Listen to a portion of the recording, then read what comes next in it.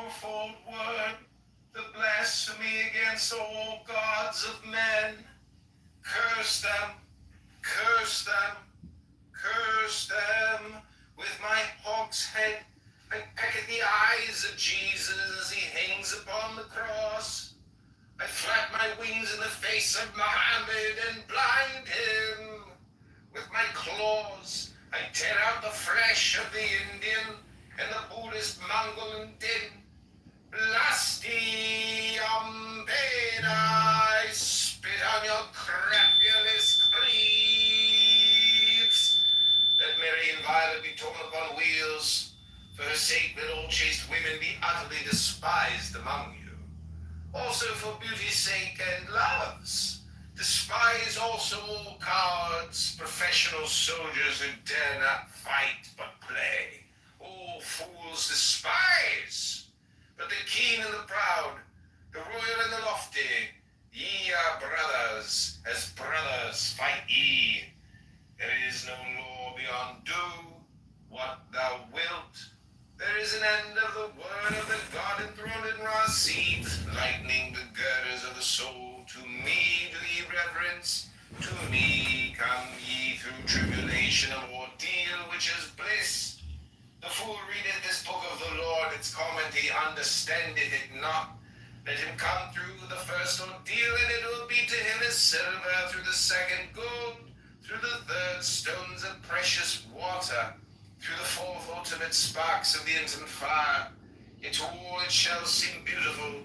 Its enemies who say not so are mere liars. There is success. I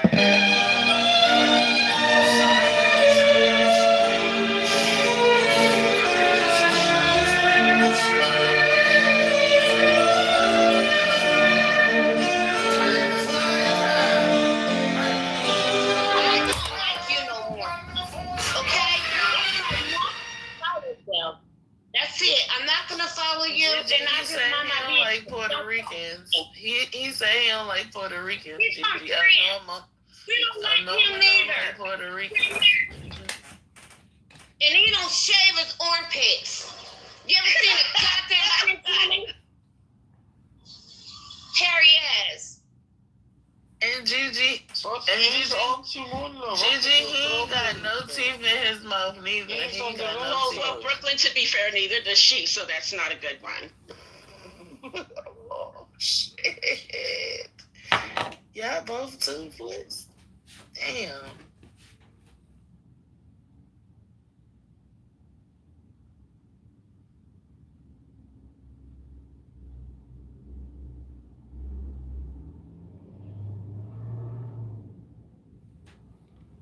This is all the person who goes. My point to this is, there are times in America where the Supreme Court has rewritten its own precedent. On the arguing of Roe in the 70s, one of the most important justices over the last, say, 50 years, Ruth Bader Ginsburg, said in her concurrence that she believed the legislature needed to make the law. So the legislature, or Congress, needed to put that law in place. They knew so in the 70s, and they ignored it because it was easier to let it be a Supreme Court precedent that could possibly one day be changed to a law which would set it into the foundation of American legal system. A good example of this is what's called Obergefell in 2013. Obergefell made same-sex marriage legal. As a consequence of making same-sex marriage legal, the Congress under the Joe Biden administration in 2023 passed the Marriage and Equality Act, which enshrines in federal law the right for gay, lesbian, and transgendered couples to live together under American law and be treated the same. The reason I'm juxtaposing these things is to note that, one, the Congress felt was so important they put into federal law. The other they ignored and let what amounts to a hope and a prayer, because you can't dictate the Supreme Court to where it was. Now, where I do think you have a point is that there were two justices in particular that talked to several members of the Senate and said that they were going to be no's on Dobbs, which is the case. And they ended up being yeses on the case. And by the way, So I think that's Marshall, very quickly, Dobbs, as you well know, came from Mississippi. It was a Mississippi case, not a Texas state. Continue. Yeah, so Dobbs then doesn't make it illegal. They throw it back to the states. My state, and this is why I don't like the guy's attorney general very much, put in an incredibly restrictive abortion bill, had an exception for rape, incest, life of the mother. There was this woman who went before the court, the process laid out in the bill. And our attorney general had written the code for the legislature. And he then sued on the exception that he wrote into code. So he's kind of a POS. So like that guy I would call pretty bad. But not all do it. Now they all invoke Christianity, but that's a facet of being Texas rather than anything. Like they don't so they may invoke Protestant Christianity in the like East and West Texas and parts of North Texas, but in the Rio Grande Valley it's Catholicism. Like I live right next to Mexico, so like it's always couched in those terms. So I can understand it not wanting to be funded by public money, but again, I think the Texas textbook or the Texas Education Agency will probably give teachers enough room to teach alternate text, which is, if you're going to go over one literary thing for religious texts, it makes it incredibly valuable, not because you're trying to be equal, but because it's valuable to read other stuff into the people's way of thinking. But I agree with Jason. This is not what y'all think it is, because they have been reading the Old Testament in Texas high schools since before the 1990s. It never stopped. It was just always in English and always the Old Testament. The only difference is it's mandated in law now. Let me ask you. Oh, sorry. Go ahead, Carlos. Yeah. Again, there is a difference between teaching the Bible and teaching history of Christianity. And what I've heard is like, I'm also talking about English. English too. English is a literature course. You read literature from like when I took literature, we read, for example, Gilgamesh, right? So we read the story of Noah because Gilgamesh is the story of a flood. And historically, all the flood stories in the Fertile Crescent kind of go together. So like they had been doing this for a very long time. I may depart from Jason here, but I don't think you should mandate reading particular religious texts ever. I think it's a bad idea. I think they should suggest you could do these three and make it a rule that if you choose one, you got to do most. So everybody knows what they believe, because as you said, we're at a different place. But again, Texas is also just very culturally Christian. It just is. I mean, it's going to get invoked in public affairs often. Like most of the time at political events, they start or end with some sort of a reference of God. Yeah. Now, while some of that makes me uncomfortable, because I don't like the invoking of religion in politics, as I've said, you're not going to get away from it. So would you rather the kids learn about this stuff from the crazy political people, or would you rather them learn about it in a literary class where they have to compare it to the Epic of Gilgamesh? Like which one? I mean, this is recent, right? The teaching of this text in the school is just No, recent. I'm 35. I went to school 2004. Yeah, but it was not in the curriculum back then, Marshall. No, it was. If it was, well, if It wasn't in the curriculum. If it was back then, right, there was a time where it wasn't, and then it was added again. No, public school. No, I mean, it was mandated to read in freshman English. You had to read Exodus, the story of Noah, and you had to read the story of Moses. Marshall, maybe your school did that, but it was not mandated at Okay, I was under the impression that it was. Okay, so you're confusing things here. The whole point of this is that there are now rules at the state level. Yeah, recent rules at the state level. Right. So, again, the point is that it's not the same to talk about and say, Christianity, like from the historic point of view, is important. Nobody's arguing that point, and nobody's arguing that it shouldn't be taught, right? But saying that you're teaching Christian history, like from the Bible, it's not correct, right? You're not, so for example, you're teaching more like a theology, right? That's what you would try to learn from the Bible. You will try to learn like moral statements, like how to behave morally and what is good and what is bad and what God wants from you, etc. Right? From literally from the literature point of view or from artistic point of view, there's some value in that, right? But again, like my point to that is that just to avoid the impropriety or the impression of impropriety by teaching from a Bible, you could pick other books, and it doesn't follow that you're going to be ignorant or you're going to lose something, right? There's a lot of religions that there is religions in other states. For example, the Book of the Mormon in Utah, which is probably much more relevant to Utah than the Bible is, right? And they could argue that that's the book that they should learn from.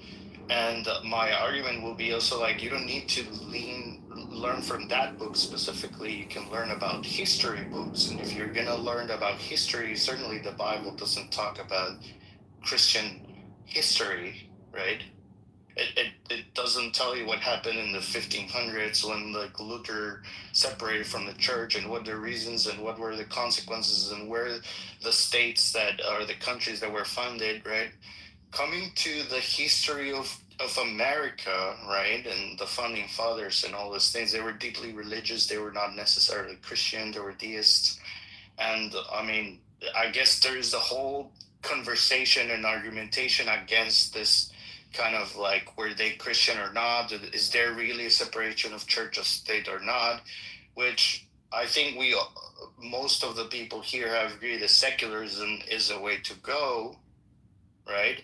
So if we pretend that that's what actually the founding fathers wanted, and there's evidence that they did want that, right? Like, I think you bring up Thomas Jefferson, but on top of like that specific letter, he was like directing drafts of the Constitution where he removed certain things that sounded more religious, and he tried to go to things that were more secular. I think one is like when he says that we believe that these truths are sacred and something. We believe these truths to be self-evident, that all men are created equal. Yeah, he replaced it for self-evident, right? It was sacred, and then he replaced it for self-evident because that make it sound more of a secularity, which was very intentional. So again, I mean, I'm not saying that, you shouldn't learn about history and why Christianity was like very relevant from the historic point of view. You're not going to learn that from the Bible.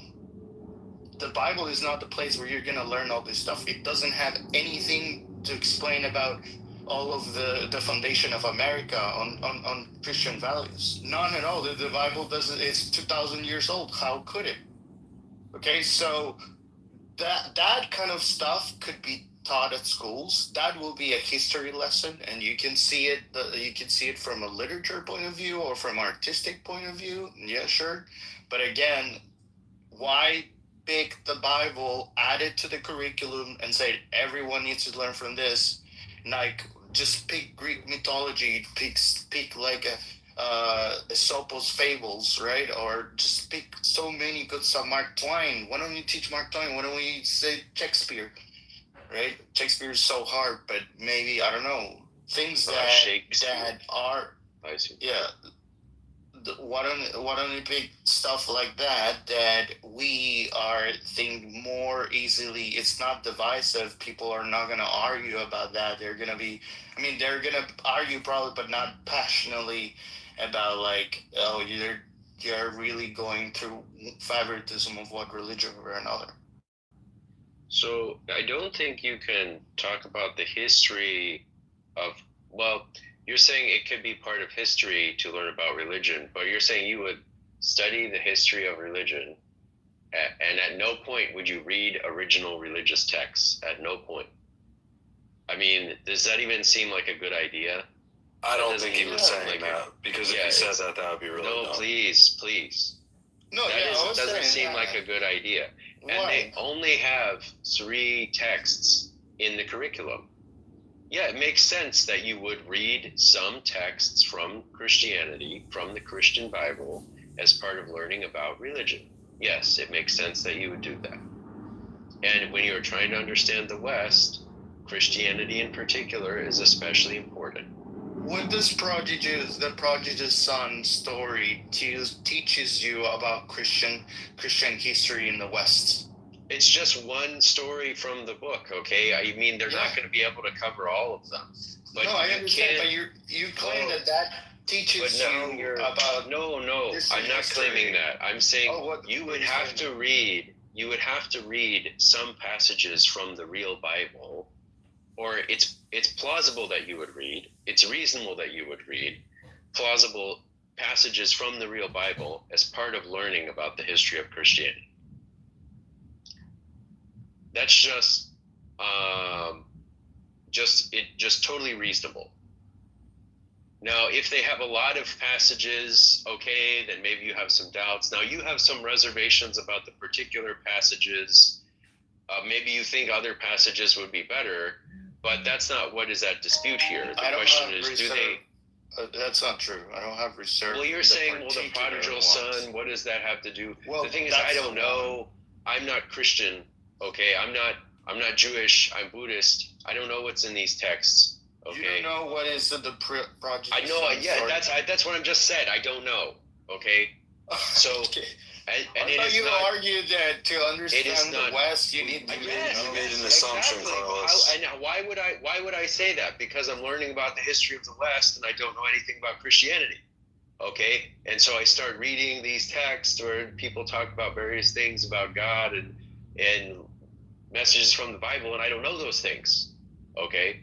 Because I'm Buddhist. All right? I've been Buddhist for like 25 years. So I know about Buddhism. Okay? And I started learning about Judaism and all of these kinds of things in order to learn some of these things. So, but not because I believe in them. So all I'm getting at here, Carlos, is even if we just accept the premise you offer that you should study it as history, okay, then you would read some original texts. That makes sense to read some original texts as part of history. And 3 religious texts over 12 years is not too many. Okay, 3 passages. You're not reading the whole thing. Okay, the whole Bible or something. 3 passages over the course of 12 years is not too many. It seems like too few. So, yeah. Well, I think that again, when you read text, when you read the Bible, it's mainly for to learn about theology and learn about like moral behavior, right? How you should behave and like what God wants us to do and all of those things. And there is no, you cannot say that that's not how it's going to be taught at schools, right? Because they're reading from religious texts again. Well, Carlos, they're not supposed to take it in that context. They're supposed to, as far as I understand. However, I think it opens the doorway for that to happen. What they're imposing to do is teach it as an English lit course, like just as a story, i.e.,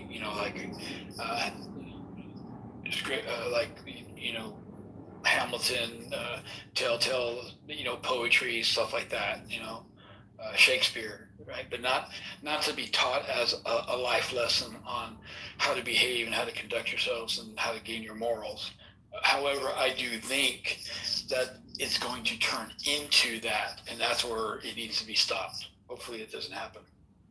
So like I said, we teach in Texas, and I was in an AP course, so that's probably why they taught it this way.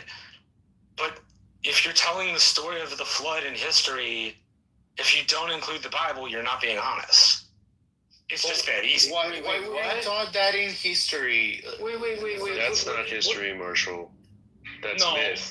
the story of the flood is a historical account which is compared to Gilgamesh, the Egyptian flood story, the Cushite flood story.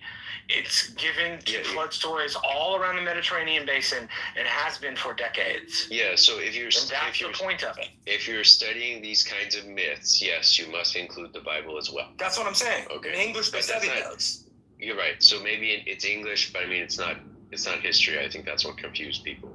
Yeah. Well, no, I'm saying history informs the English, right? You get the literature. No, what I mean is, like, when you say you're studying in history, I mean, the flood is a myth. Oh, okay, yeah, then I should say it didn't. You're right, that makes a lot more sense. But it's a myth, okay? Yeah. And yes, when you're studying flood stories as part of, like, foundational stories, of which there are many, then, of course, you should mention the Bible. Should you read the Bible as part of that? Well, it's up in the air. Maybe you can read the Gilgamesh one. Maybe you can read the other one.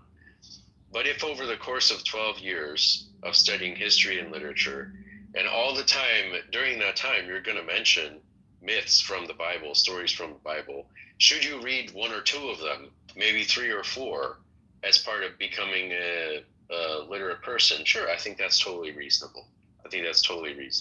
Many other things, you're going to read many other things. You're going to read that stuff from the Epic of Gilgamesh. Yeah, you read Anglo-Saxon. You read Anglo-Saxon religion. Okay, you read myths from the Greeks, right? And it should be mixed in there. I think that's totally reasonable to mix it in there. Maybe it will turn out like JCC is saying. Maybe they will give these texts special emphasis, which they should not do. All right, but I think as part of a broad liberal education, some readings from the Bible make a lot of sense, you know.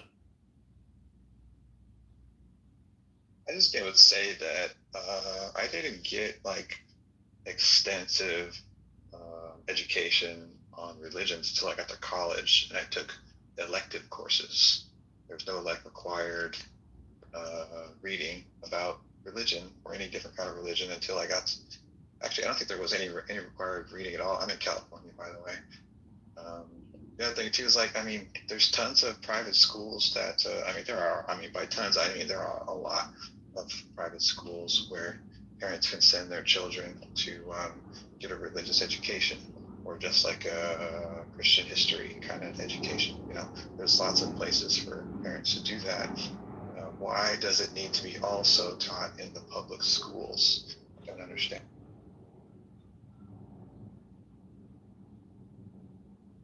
I mean, in my school, we did study myths. We didn't study comparative religion, but we did study myths. We did read Beowulf, for example. We did learn about Virgil, the Aeneid. We learned about Homer and the Odyssey. So, I mean, I don't know, maybe in your school they didn't do that, but in our school they did. And they thought it was part of preparing us to appreciate other literature that comes later. For example, if you want to appreciate Shakespeare, you know, knowing something about the Romans and their beliefs, knowing something about Christianity, all contribute to that, and that's part of their plan, part of their program. So, I'm not saying you have to do it, but there's no reason you don't have to do it. You know, there's no reason it's a crime or that it undermines the fabric of the country. Just the First Amendment of the Constitution. I think you got to make that argument because merely mentioning Christianity in the context of many other religious things or reading Christian texts in the context of many other religious texts is not recognizing an establishment of religion, you know? Well, isn't the number of days limited to pick up in public schools? And so are they going to get into the Sikhism? Are they going to get into evangelical baptism? You know, Southern Baptists?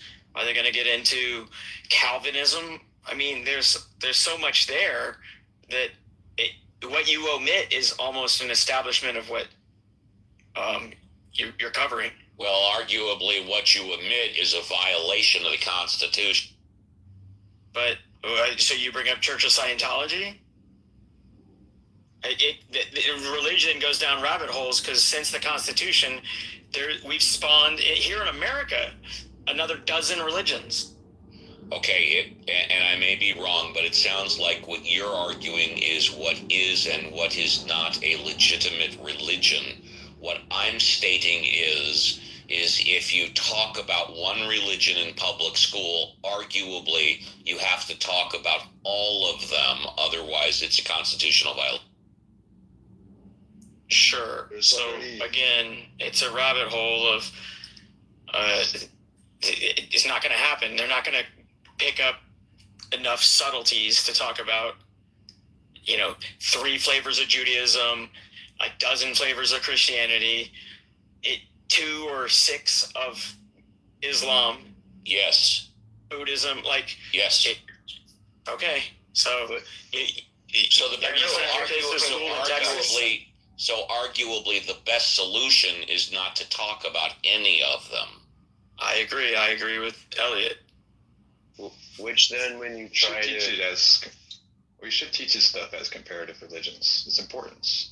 It is an important part of people's lives, and comparative religions is probably the best type of class where you learn about religions, about the beliefs and traditions, and but not in public schools. Save it for the university level. It can be a part of a social studies class. You should study culture, anthropology.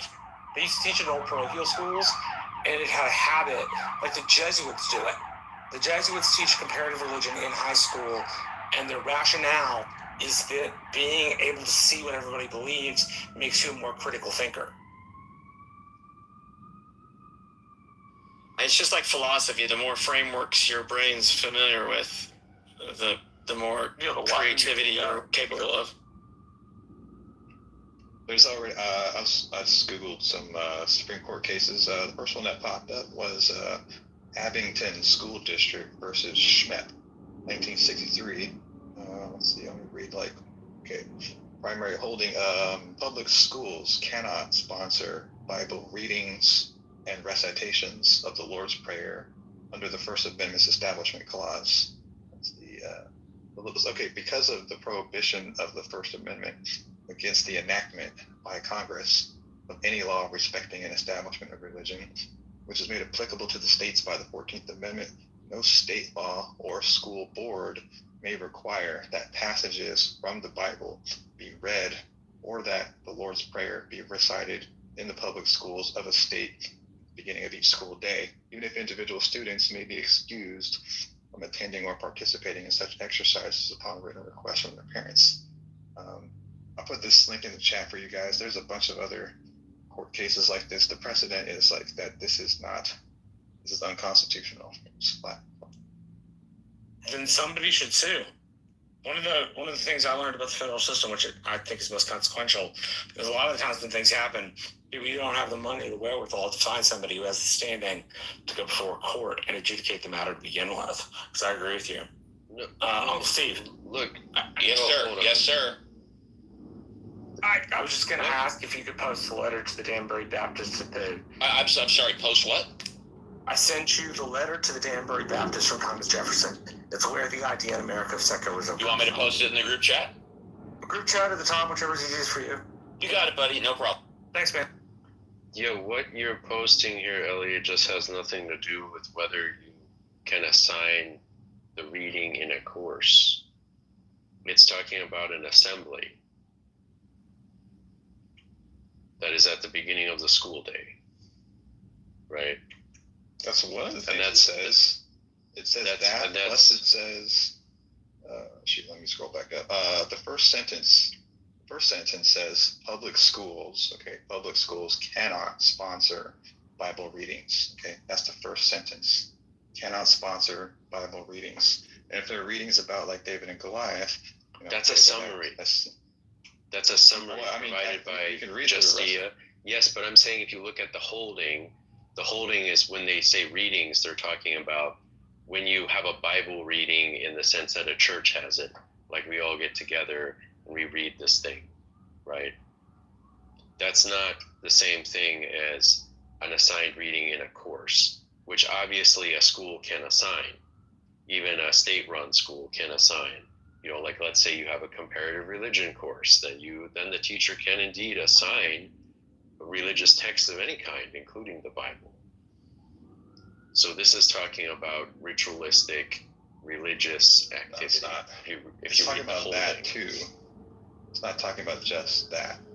Okay, a teacher whose salary is paid for by the American taxpayer, you know, say Texas residents, Texas citizens, you know, the public school is sponsoring that Bible reading. That's what they want to do. That's not a Bible reading in the sense that is meant here, okay? Because you're just reading the summary and you're using the word reading in an equivocal sense. Here they're talking about a Bible reading in the sense of a recitation or an organized religious study. In particular, they say, no state law or school board may require that passages from the Bible be read or that the Lord's Prayer be recited in the public schools of a state at the beginning of each school day. Okay? This is talking about an assembly and things like that. It's not talking about a required reading list, which, you know, for the purpose of study, where yes, any text may be assigned. I think that it's not manifestly illegal, like it's child pornography or something.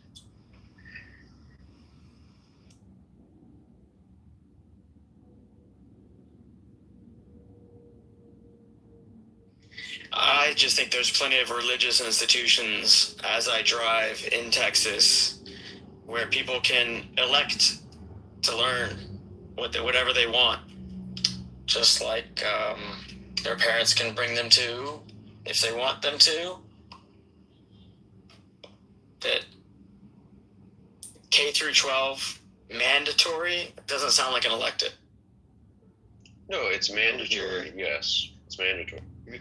Even over here in California, which we're more liberal, left-leaning, I can't drive even 2 blocks without passing a church. Okay, they're just everywhere. There are tons of private schools over here that are, Catholic private schools, usually mostly Catholic private schools, but there are Protestant schools over here as well, where, 3rd graders, I don't know if you read from the AP that I posted earlier, Jason, but in the AP article about this, it just says that, by the fourth grade, children will be learning about Jesus. Okay, and Christians think that Jesus is God, right? So they're learning about God, Jason. That's Where is that, please? let me get it. I'll post it. Let me get it. I mean, like city or state is what I'm asking. Okay. This is a state law in Texas. It's a state law in Texas. Okay, thank you. That's all I needed to know. It's like a ruling by Texas School Board, I think. Okay, yeah, then it's a state regulation. Regulations are also law. If it's a state law, then all the school boards would have to follow it. If it's optional, then it would be each individual school district. No, it's required. It's a state law, is what you're telling me. Okay. Yeah. Well, yeah. Okay. So, and I think one of the confounding things here is reading religious texts is common in high school. Okay, I mean, people read the Iliad, people read the Aeneid in high school, people read the Odyssey, or they read bits and pieces of them. Reading texts I'm trying to finish up here, okay? That reading texts that are not per se religious, but are full of religious content is also common. Okay? You read Shakespeare. Carlos, please.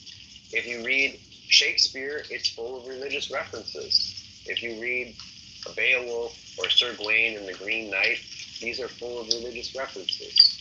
So just the fact that a text is religious in nature, or that a text references God or religious content, it's not enough to mean it shouldn't be in school. You think the Odyssey and Iliad are religious texts? Yes, they are religious texts. They are about the dawn of the Greeks. for example. Yeah. And then Right. if you look at the Aeneid is how Romans became Roman. Okay, it is the founding myth of Rome. Now I don't know that's their religion. Well, I mean, I agree that they were religious because there was a group of people who believe that there was a god or gods, right, based on those texts. But there is no people that believe that anymore, at least not significant group of people. So there is a difference and distinction to make between those books and the Bible, right? The Bible is more in line with like what the Quran will be, or the Book of the Mormon. That those are religions that pretty much people will take scripture and they believe on that as is the word of God. Nobody believes that Zeus is God anymore. But I'm not sure what that matters here, because does that mean it's not a religious text because you can't find anybody? You can't find it. You certainly can't say for certain that no one believes it. Okay, that's actually really. Please stop interrupting me, Carlos. I'm trying to I'm correcting you. package everything up here. Okay, don't correct me. Correct me when I'm done. Okay, that will be much more orderly. All right. You certainly can't say with certainty that no one believes it. But okay, it's hard to find a person who believes it. That's probably true. But does that make it not a religious text from a legal or public policy standpoint? I think that's pretty vague or tenuous. I think, for example, if the government insisted on rituals of Greek religion and of ancient Greek religion, that would be seen as violating the First Amendment and establishing a religion, even if the religion is a dead religion. Okay. It just doesn't matter from a public policy standpoint. I don't see why you emphasize that point so much. So what is important to you about that? Again, like, I'm not saying that you cannot find someone who will believe that Zeus is a god, right? Or Thor exists or whatever. Like, there's not a large group of people who believe on that. And there's certainly a distinction, right, between what is mythology and what is like a religious text.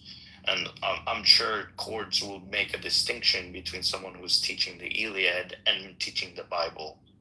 Pretty sure that all the people here will understand the difference between what is like the Bible means for people who believe in Christianity and what and the Iliad book, right, from artistic, literary, or historic point of view, right, that they are different.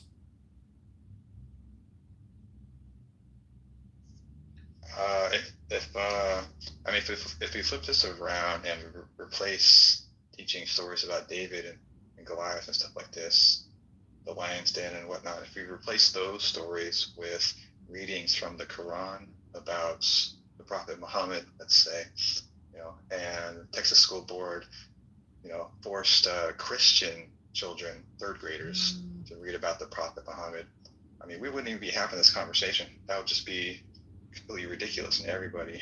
That would never happen. Okay, but they're not even, the Texas School Boards, they're just plucking their own favorite religion out and saying that the kids need to learn about this stuff.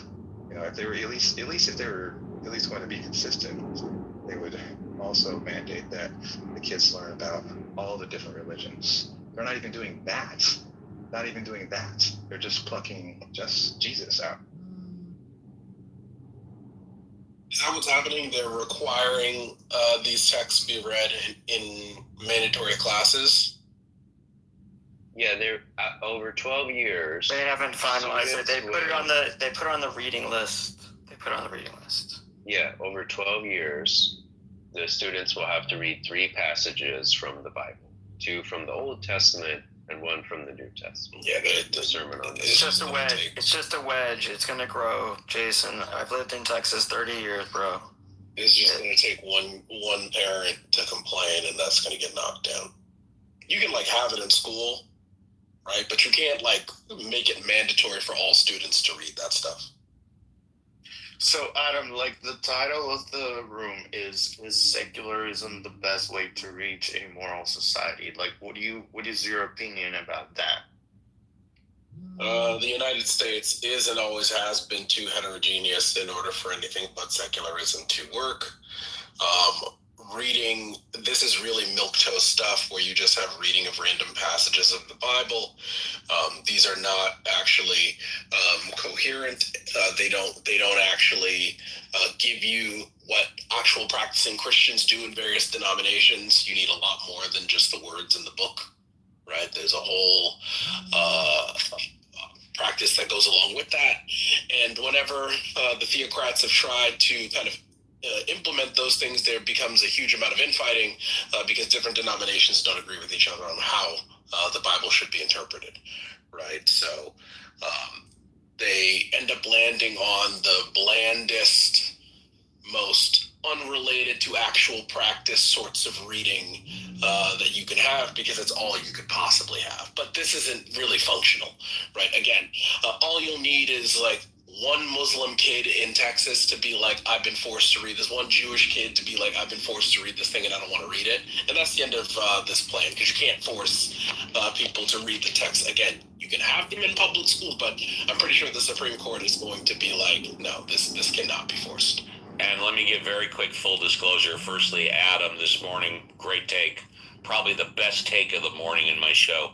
But when I came in this room about 20 minutes ago, the original title was, quote, secularism is the best way to reach a moral society. And I didn't tell Carlos, who probably opened the room, but I changed it to the current title. Hope you don't mind, Carlos. Karen? That's okay. I'll read this section from the Associated Press's article about this topic. Let's see, okay.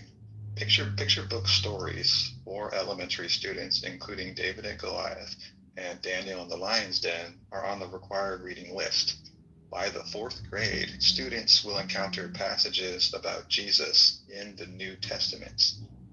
Right. In middle school, students will be expected to read passages about Jesus, including his most famous sermon, and another where he instructs people to cast aside earthly anxiety and seek the kingdom of God. Okay, that's religion. Oh, That yeah, is that's critiquing is that from the Tribune piece I sent you, or is that is from clearly state religion. law? Yeah, they're going to get that knocked down. The parts they want you to read is just straight. The Jesus part, that's just straight proselytizing. Yeah, that's going to get knocked down.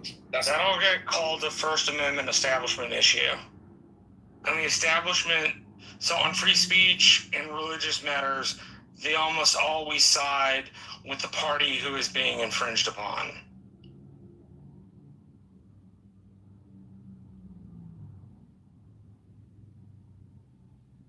You know, guys, I don't really see it as any different from the Greek myths. And it's just as fine to read the Christian myths as the Greek myths in school. If people take it further than that, I don't know, they begin religious instruction. Okay, that's bad, that's wrong. You know, just the same as if they began to, I don't know, teach people the Greek religion or something. I don't know, I'd like, you do learn about it in English, but as a historical myth-making matter, if I were covering the Fertile Crescent, I would include that. You would have to include it. Yeah, Am I going to just give me a second. Would I include his recollection to come, lose all your things, follow me, and have the kingdom of Christ? No, I agree that's proselytizing. But Noah, the flood myth, goes along with the other flood myths that you teach at that point in time. Yeah, that's all. The only place to get the text for those things is the Old Testament. You can't get it. I'm not going to give kids some secondary source bullshit. They need to be able to read it with their own minds, and they'll have to read Gilgamesh, and they'll have to read the Assyrians, and they'll have to read the Persians, and they'll have to read the Egyptians, but they'll have to read the primary text because you can't learn it any other way. interesting. The primary text is actually in Hebrew. It's in the Hebrew Bible, and it's odd that. I realize that, but we translate Christians- all sorts of things, don't we? Yeah. Like all of Greek and Roman history are taught in English at American universities. The Tanakh translation. That's not my point. My point is they're all taught in English. Like, unless you take an advanced doctoral or master's degree course, you're not going to learn how to read archaic Greek. People with PhDs in biblical theology. Yeah, exactly. But that's not most people. Most people get taught in English. Well, then why don't we just teach the documentary hypothesis if we're going to teach the myth? Why don't we teach the history? Because the history is what happened.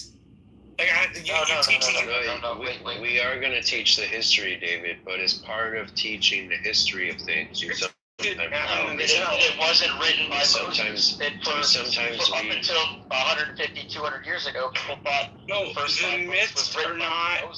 The myths are not. People didn't have education at universities where they could interact with people that knew the primary text, and they could suss out the bullshit. They lived under a fucking monarchy that had divine right of kings. You know, this is ahistorical to act like comparative religions shouldn't teach how people who go to seminary know the Bible was historically constructed. They don't learn some other way. No one's saying that. No one's saying that. No, stop, Marshall. Stop, Marshall. No, it isn't. No one's saying that. No one is saying that, David. But as part of studying these things, you do read the original text, and the original texts are religious myths. Okay? And if sometimes the original... That's how religious schools teach it. You can learn about it without reading the whole thing. You can learn that it's not true. No, that's not. Marshall, stop. Marshall, stop. No, I'm sorry. Control yourself, Marshall. That is not how you teach history ever. No, look. I'm not talking the documents. In a seminary, they know the construction, and they don't come out and talk to their parish. They don't share this shit, but it's true. So it's the secrets of the Bible that they should teach if they want to be secular. It's not about that. It's about the flood myth. There are like 7 different flood myths, and you have to teach them all. If you don't use the original text, don't teach any of them. Yes, you do. If you don't do not have to teach them all. You're fundamentally not telling the truth. Marshall, the you truth need is to. all the shit, Guys, some of the shit, not all the shit, not 25%. Marshall, you need to calm down. Stop being so angry, Marshall. One type at a time. Stop, Jason. Don't attack people. Not an elective. What class do you take that in? K through 12 in public schools. It's not an elective. That's not. You don't learn. You don't.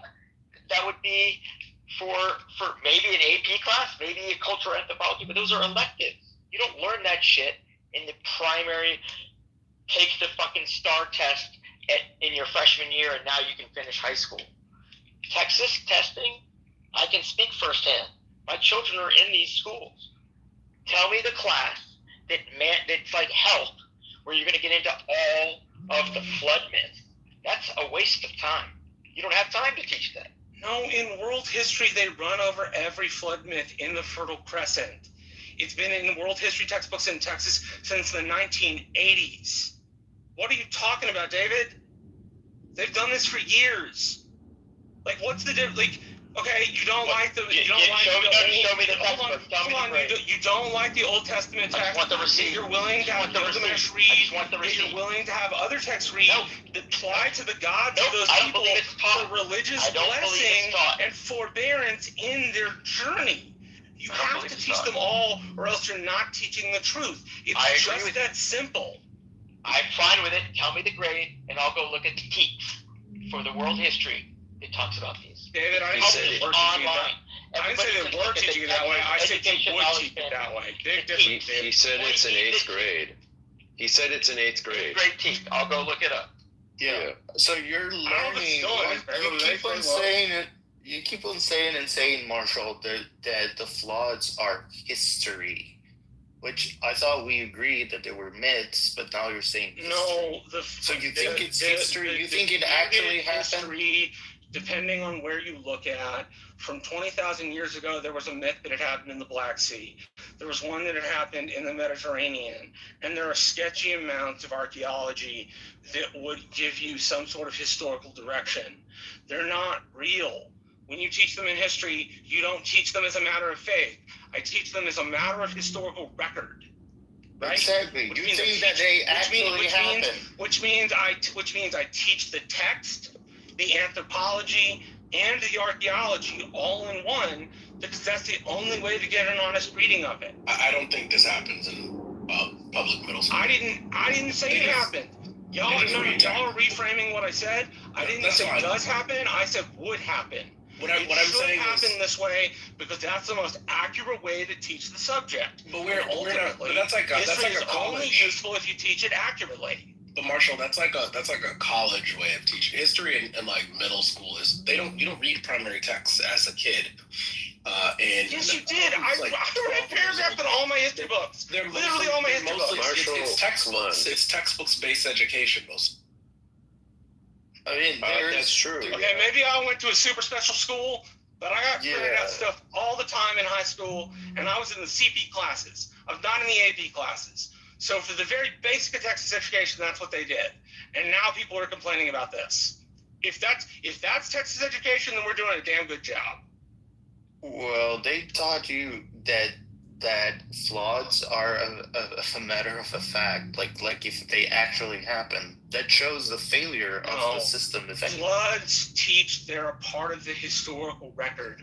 How come it's a myth? Marshall, it's a myth. It's not the point that it's a myth. Marshall, it's that it's written down and you combine it with anthropology and archaeology. Stop repeating yourself. You're repeating yourself in a confusing way. You keep saying it's part of the historical record. Stop fucking saying that.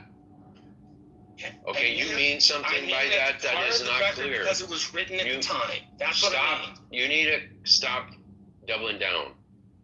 All right? You keep saying that, and that is confusing people. And you just need to take a breather here, okay, and start over. Well, let me see if I can add something very short that may help. It might make things worse. The way I look at it, which again could be wrong, is that it's a historical fact that there was a flood. The myth is whether or not the flood was worldwide, but that's just the way I look at it. What flood? Do we know the year it happened? I agree that Marshall may have gone in a jiu-jitsu form to talk about that people knew those stories and told those stories. That is history. Fine. But I think at Gibraltar, that flood, humans weren't around. Yeah, and as far as... I think like the Columbia Valley in Washington, maybe Native Americans have myths around a flood, and I would believe that. But having a flood myth being universal means all of them can make shit up, or that shit travels around. Like Zoroastrianism influences Judaism, and the Persian captivity influenced the composition of the Old Testament. That these things are evolving themselves over time. That's historical. I'm fine with studying that, but I don't think that happens as a classroom universally in 8th grade. Okay, and they don't print textbooks anymore. I would love to learning about the flood myth doesn't just inform you about the flood myth. It informs you about the next 1,000 years of the society and the Fertile Crescent and the way they arrange themselves, not simply in architecture, water engineering, health, the military, storage of grain. It informs you on everything. It's a base for the knowledge to look at the rest of the archaeology and the rest of the written history and make your own decision. I don't think Texas schools, or any school for that matter, should teach the story of the flood saying one is more righteous than the other. But you don't teach it because it's the flood. You teach it because it's a building block for the way society's coped with that danger for 1,000 years afterward. And it influenced everything. You can't find one thing in ancient history that wasn't influenced by it. Not one. The way the Egyptians took care of their fields was really big about the sea people and the flood. The way the Greeks did it was big about the flood. The way the people in the Baltic Sea did it was big about the flood. The Egyptians, like you don't learn it. The Old Testament. Well, you don't. Yes, but you don't learn are you it telling because me it was dependent upon flood myths? Because the Egyptians were. It's the fucking Nile. You're telling me to make David. Marshall. No, David. There is a separate story. Hold on. There's a separate story in which it's reported by at least 5 or 6 kingdoms, in which there was a great flood in Egypt around the same time as the other great flood stories. And again, you don't teach them because they're them. You teach them because they're a base. And you have to build your house on a firm foundation, or else nothing else you learn will make any sense. But it's okay. People can disagree with me. But that's really why you want to do it. Because you want the historical base to properly understand in context the history of the region. Marshall, you're not really speaking to David's. You're not speaking to David's critique. I never learned the criticality of all of the Levant on Noah's fucking ark. I didn't know it was all. I said many stories, not one. Come on, man. Well, then stop. Just drop the blood, because we're specifically talking about. Marshall,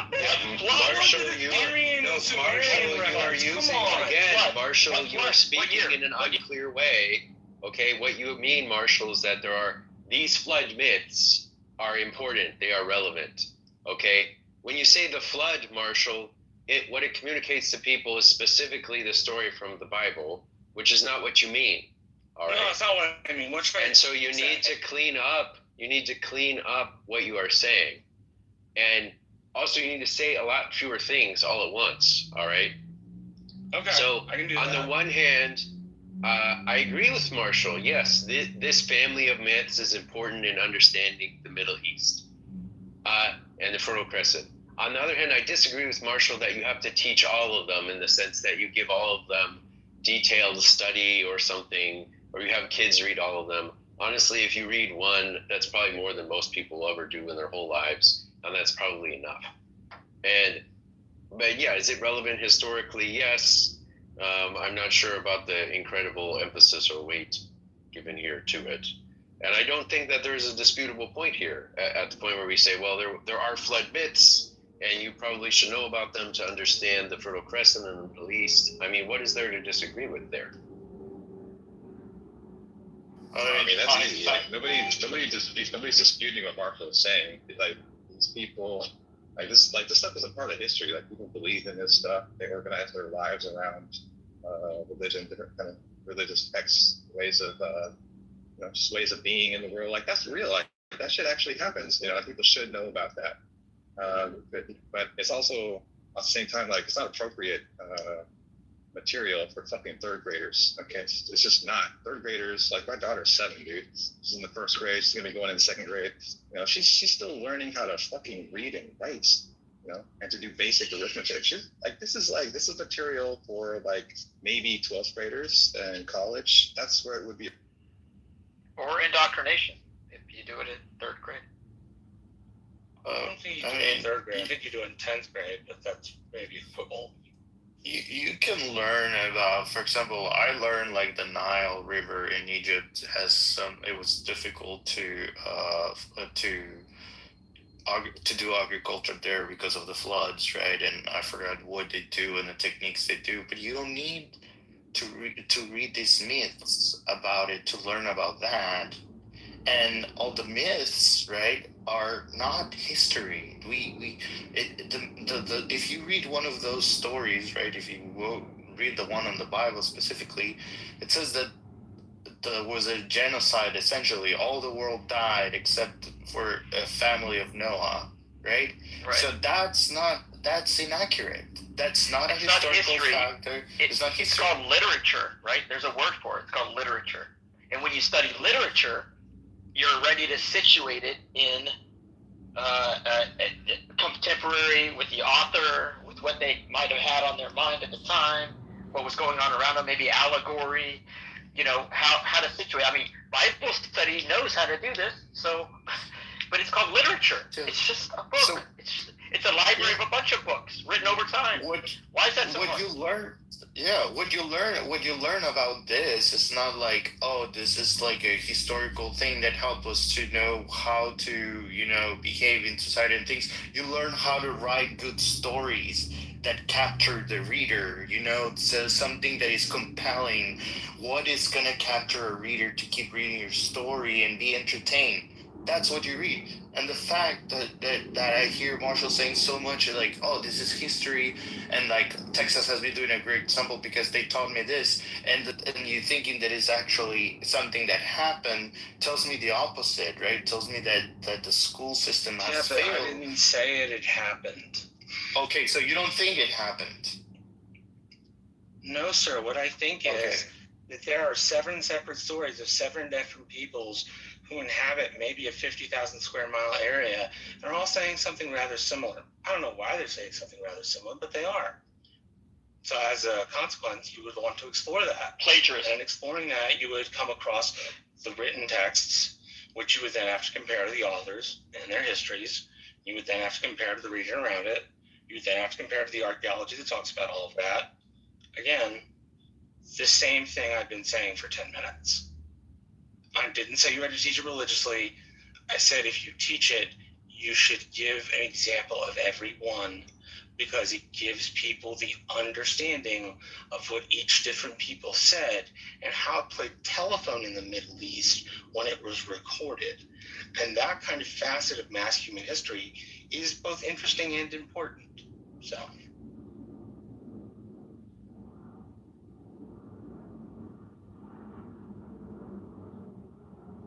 Yeah, it just doesn't necessarily need to be taught in school, in grade school. You could study it later, like why study the flood specifically? There's so many things you could study, the Aegean or whatever.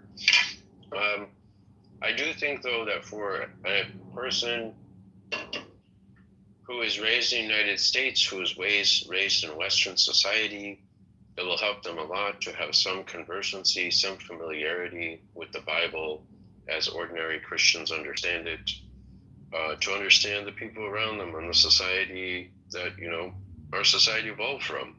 And that's kind of a unique thing about Christianity in the Old Testament. They have that relationship.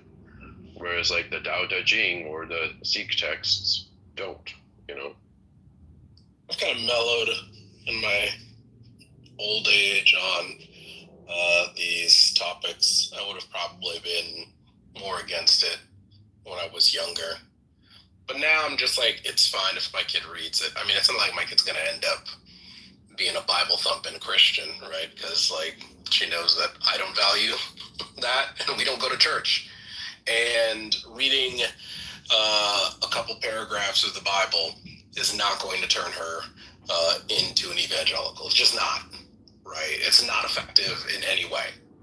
Right, these people are sending their own kids to Bible study, and their kids are leaving their churches at very high rates. So I'm not really worried about my kid being indoctrinated by this sort of stuff. So I mean, they're probably going to read it anyway. It's totally fine. Well, it drives off quality teachers who know that it's really part of the censorship, and it's more a sign of the problems with the last 10 years of burnout of quality teachers at the public school level. I believe that. They don't pay them for shit, yeah.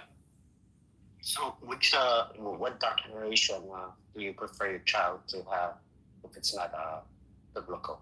What other form of background is it prefer? Would I prefer my child to have? Scientific.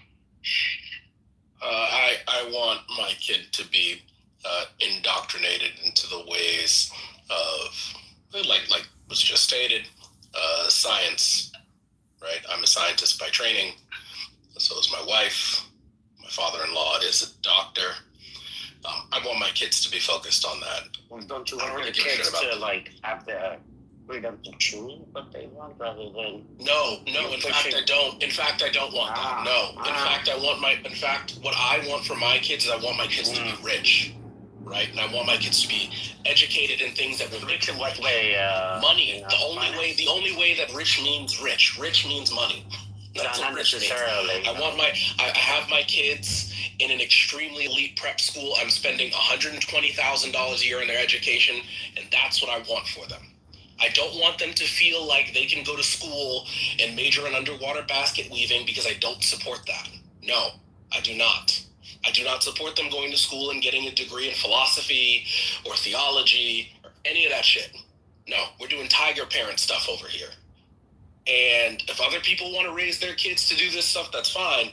But they don't have that sort of input on my life. I don't view them as my superior, so I'm not looking for their approval. I don't want my kids to be like their kids. I don't want to be like them, right? I want them to focus on the things that are highly remunerative in this society, period. And Adam, if I may, would business and finance be included in those categories?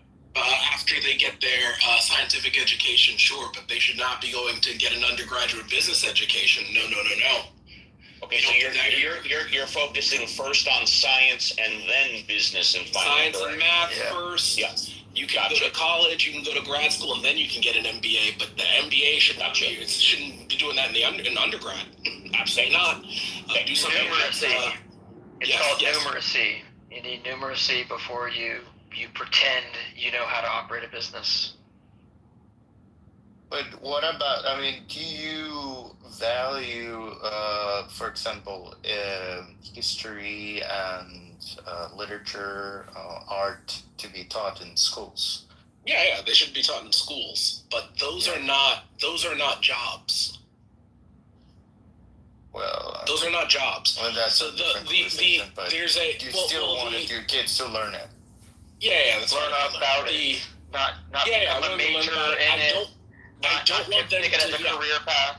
I don't want them to be under the assumption that being an artist is a real job. So in our society, we value art. Art is a very strong component. So then of send our your society. kids to be artists. Mine will not be doing that. Well, listen, mine will not be doing that. But I'm not here to raise a slave. I'm here to raise a human being. In our society, what we have left over, and I can say this because my kids are at the sorts of institutions where the cult of the humanities started, right? In elite Northeastern prep schools and Columbia University. We had a class of people who were already rich, who then went to establish a bunch of institutions. They're great institutions, right? But they were independently wealthy, and then they were focused on being artists and all this other stuff, but the money was coming from trusts that they had. This is not how I want my kids to be raised. They need to go out and go hunt something, right? They got to go and make their own money. They're not going to be living off of me forever. And most artists, even very successful artists that we all know, end up dying with no money. And somebody else captures the value of their art, the financial value. This is the normal thing that happens with artists, right? Some other rich person gets all the value for the art that they've generated. So we don't really value art that much because the artists don't capture hardly any of the value in their lifetime. Wait, what do you consider art? Do you mean just painting? Is that what you consider art? I mean, when I say art, I mean a little bit more. Even books, books, painting. What he's saying though is true of books. It's true of music recordings. It's true of so many things. So it is that the artist ends up poor. Yeah. And he doesn't want a very small group of people who take drugs and want to paint. No, people who not take drugs. Talking about his kids, not Jonathan Rawls behind the elephant. I'm not talking about people who ended up being drug addicts, right? I'm talking about people who were practicing artists who had studios, who had shows, right? And most of them didn't become popular till after their death. And whoever owned their stuff after their death, they got all the money from it. It wasn't them. But their contribution to society. Well, great. I want my kids to experience. I love what Adam is saying. Yeah. I love what Adam I'm is just saying. saying that. Imagine, look, listen. Imagine if the world was just like Adam. Everyone was like Adam. Well, you can sacrifice your life to be that way. We'll all sacrifice be poor your children. Well, no, we will all be poor because You're just scaling his personal advice. I'm just saying that, thank God the world is not like so that. So then sacrifice your children and your line to make that art. I think the world that it is like Adam, as somebody who loves history and would love nothing more than to wander around monuments and read firsthand texts, how do you think we get the fucking money for that shit? We go to rich people who do what Adam does. Hey man, we'd like to read these really old texts and maybe write a couple of books. Oh, Marshall, you think stop you could it, shell out a couple please. $1 million? And that's usually how that happens. When I was a child, I became a scientist by training. When I was a child, I wanted to be a paleontologist. That's what I've always wanted to be. When I travel for work, I go to the natural history museums in every city that I go to, still to this day. Just went to the British Natural History Museum. It's a travesty. It's fucking awful. They've turned it into the lowest common denominator museum. It's terrible. How are you able to enjoy that without No, but here's the thing. The reason why I never ended up going to school to pursue paleontology was because when I got to university, I realized paleontology has always been a rich man's game. It was always, from its very inception, the thing that people who were married into generational wealth did after they had money. It was never supposed to be a thing that you needed to do for work. And that's why it's so difficult for people who don't come from that money to participate in that field. So I never did it. So let me ask you a question. Do you think we're entering age of abundance in the future, in the next 10 What does that mean? Age of abundance. Meaning that we no longer have to vie for... No. No? Okay. Demonstrably we don't believe in magic. Magic. No, I mean, it's natural. I mean, we already been there, right? Compared to, let's say, the average person right now in the United States of America lives, if not better than a king, 200-300 years ago, right? No. So we've already started to go into... No, they don't. Well, let me just finish. Let me finish. Let me land this. A king never... Let me land this plane. Average American has access to a toilet when it was only a king who had access to a toilet. Things like that show that we've been progressively entering the age of abundance. So for you, Adam, to think that you still have this mentality of a caveman, vying against others, and it's a bit, I don't know what to say. I think what are you toilets are a reduction. So there's this weird thing that he's doing where he's talking about absolute increases in material well-being, and I'm talking about relative position. Yeah, but I'm saying society. that you're. I'm clearly talking about relative position within your society, right? I want my kids in the society to exist to be at the top of the society. I don't give a fuck what it looked like 300 years ago, because my kids aren't living 300 years ago. I care what the kids who sit next to them in school have and being above them. That's what I want my kids to be above. I don't want my kids to be middle class, right? So I am doing everything in my power to make sure that they won't be middle class. That's what I'm saying, right? So bringing up what it was like when Henry VIII was on the throne is immaterial to what I'm doing in terms of raising my children. I don't care. All I'm saying is that you're not going to raise them to be the kids of the future, because they're going to suffer based on what you're saying. They're not going to thrive. Wait, let me just finish, dickhead. Sin, do you have children? Sin, do you have children? Why do you need to let you finish when you start saying stupid Does shit? Sin have children? Is the question. Allow me to finish. Sin, do you have children? Yes. What are you doing with your children? What kind of school do they I'm giving them all the support they need to be a proper human being. And they choose what course. I don't deny them of religion. I don't push religion down their throat. But the Bible is available for them to study if they want to. What is your background? I Where's find your interest. family from? I find it very interesting to study the Bible, and I think it's a good story to share with them. But it doesn't mean that they have to study like they study math, right? What level of education do you have? A college degree.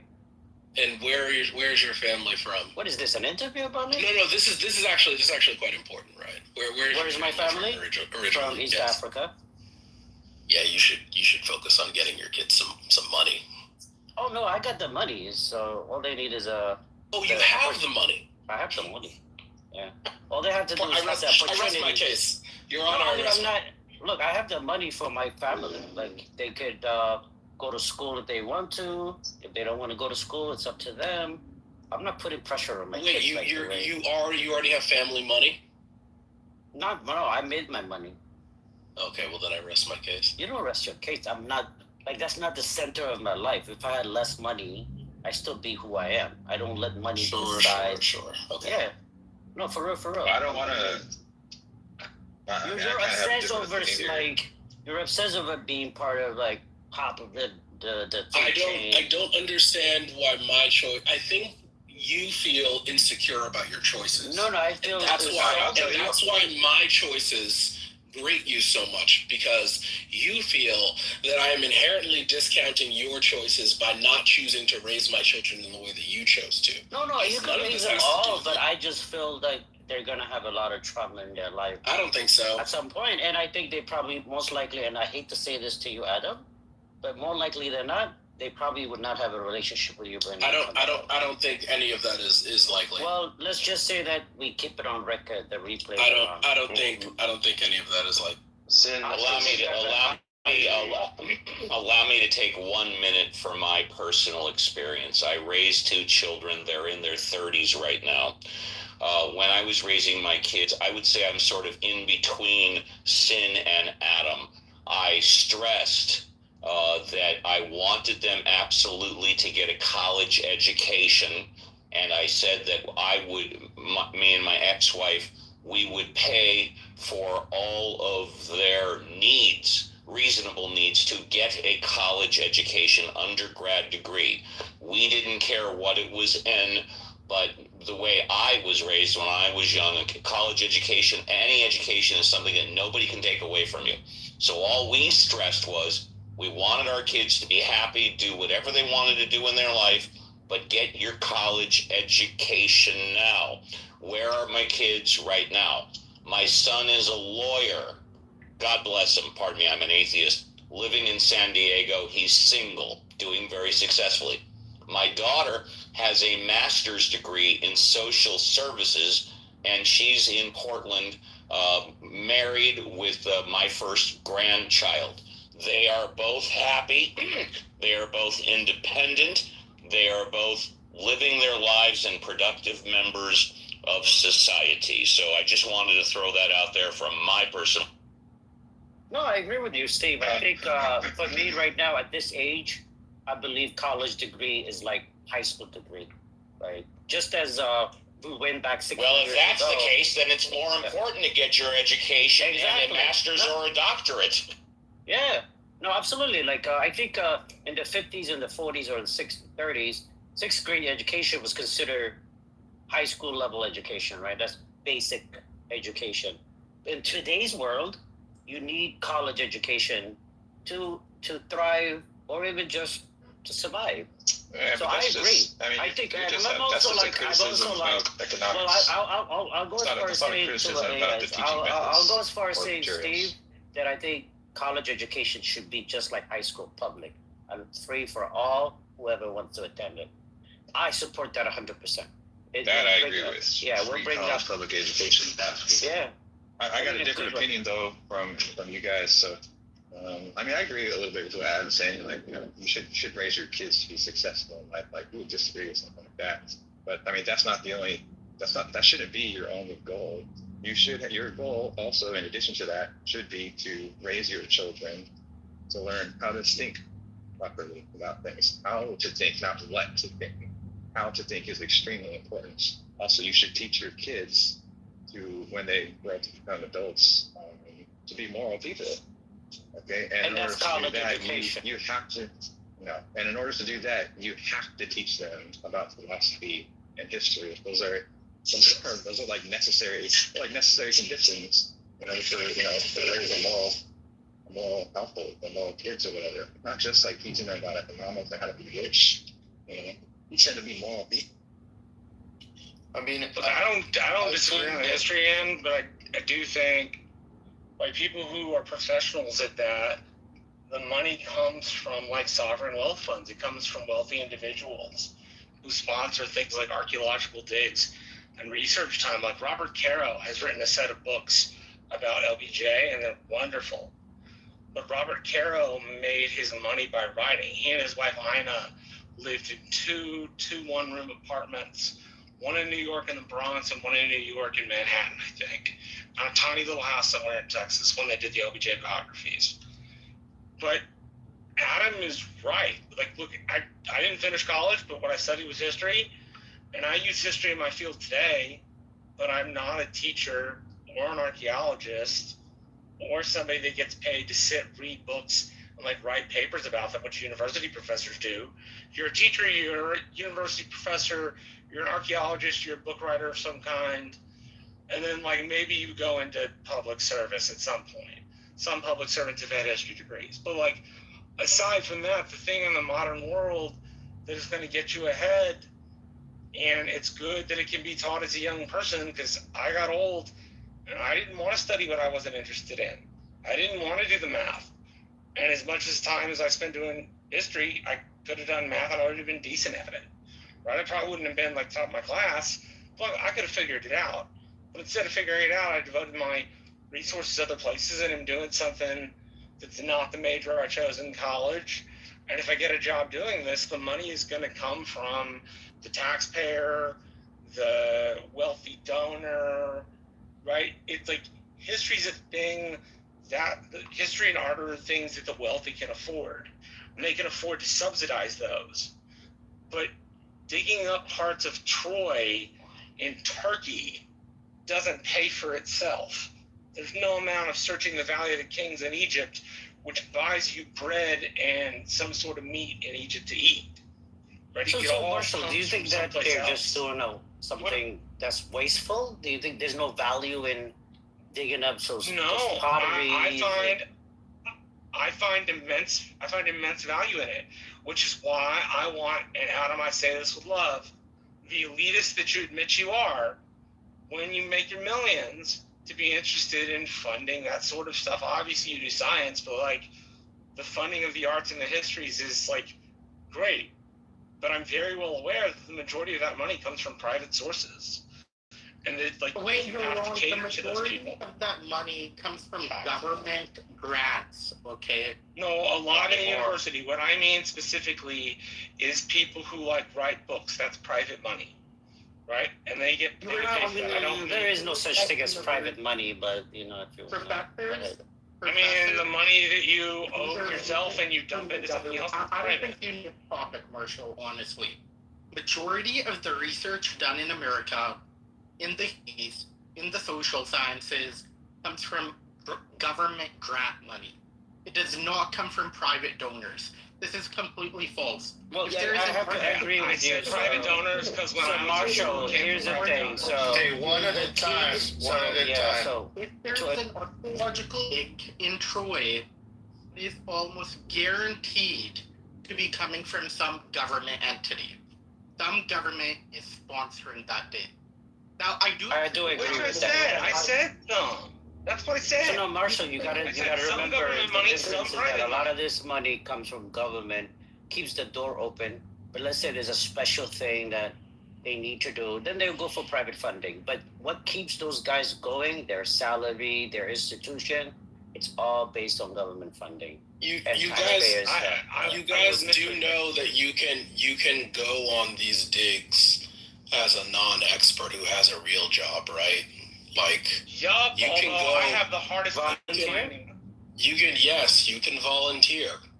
You can.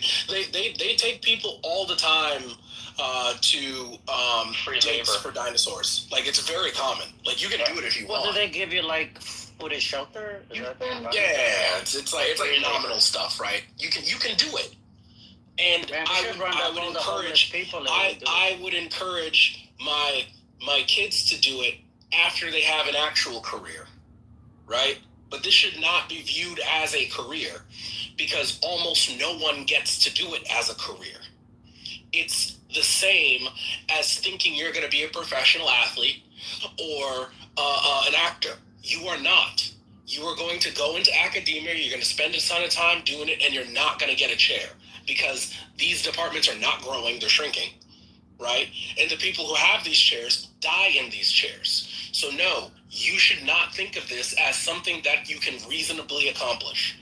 I'd be a fool to let, as somebody who's been in academia, I'd be a fool to let my kids think that this is a reasonable path for the future. Most of the people in those chairs didn't have to do things like postdocs because they're old, and people didn't do postdocs when those old people got in, the university system was expanding, and now most of the people who get these degrees, these terminal degrees, do not end up in academia because there are no jobs in academia. So no thank you. I agree with Adam that there are no jobs in academia anymore, and the jobs you are gonna get are like some lecturer piston making $2,000 a month or something like that.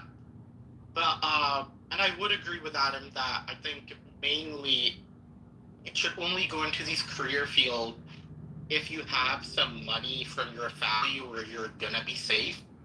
But one problem is then the arts and humanities, even more so than it is today, become, heavily concentrated with the kids of the wealthy, right? And that is a problem in terms of what research is done, what methodologies are deployed, how those methodologies are deployed, what is the scope of your focus. Class does matter in that instance. And so I think, now this is, of course, talking about daydreaming, but we should abolish capitalism, abolish private property, and go thereafter. I am done speaking. I am done. Well, I think there is a lot of like open statements of like, this is not what you should do, this is not what you should do. I think people are free to have their kids educated whatever way they want, right? I mean, I don't know if you guys heard the story of Polgar, I guess, as the name. She's David, if you don't mind muting. There is this chess player that his dad, they live in Hungary, and the dad of Polgar wanted her to be one of the top players, so there was always concentrating on her playing chess, right? And the guy got a lot of criticism of like how hard he pushed his daughter, but his daughter is a top player right now. It's the first woman, was the youngest woman to reach the grandmaster position in chess, right? And she has beaten the top players in the world. Like, I think she's top 10 in the world right now, and she makes a lot of money. So I think people can judge the dad all they want. I'd be willing to bet she doesn't make it from chess. Yeah, well, how much you want to bet? Okay, how much does she make from playing chess? I'm just asking. She makes more than $100,000 a year playing chess. Does that mean 101? I don't know. You can Google it. So the answer is you don't know, which is fine. So I'm going to stand on what I said. Just give me a second, and I will go on mute. I bet you she doesn't make a shitload of money playing chess. What I suspect is that it's from endorsements, maybe social media, because generally speaking, people who play chess don't make a lot of. Generally speaking, people who play chess don't make a lot of money, but saying that she getting sponsorship because she's a top player exactly. So she's getting it from sponsorships and advertising. Because she's a top chess player, though. They are not sponsoring her because she's her good looks, right?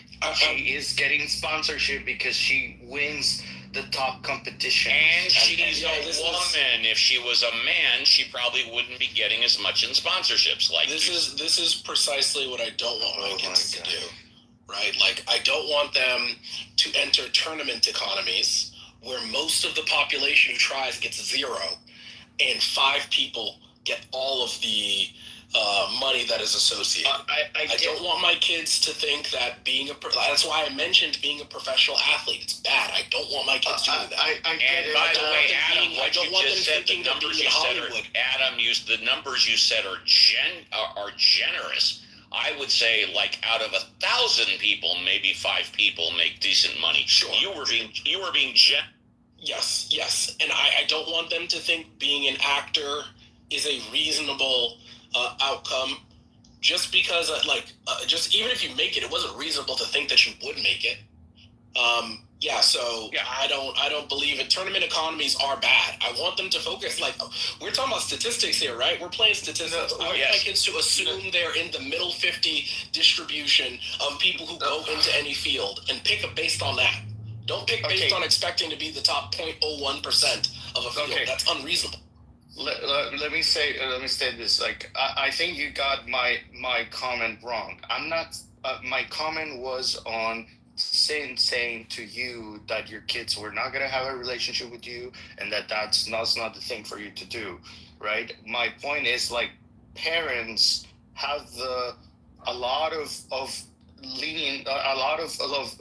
degree to decide what they want their education to the children be, and judging them, I think it's really dumb because it's kind of subjective. Each one has their own opinion on what is the best for the kids. In that example, I was talking about how the parent of this particular person who makes I look $4 to $5 million, and yeah, it's a particular case, statistically very improbable, right?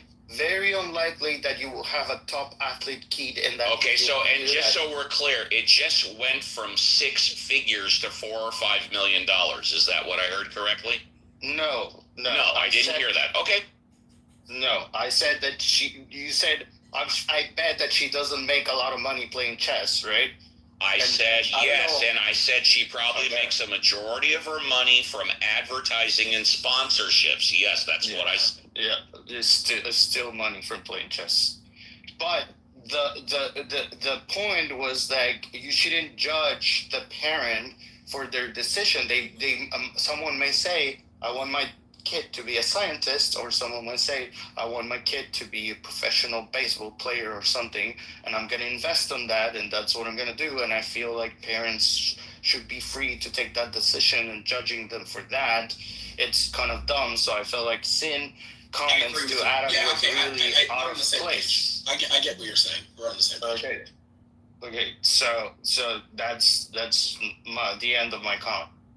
Well, I don't mean to. I'm just stating the fact that that's the future he's gonna continue. If he, you don't know that. Don't people know their own children? I'm not. Well, like, I've got kids. I've got kids.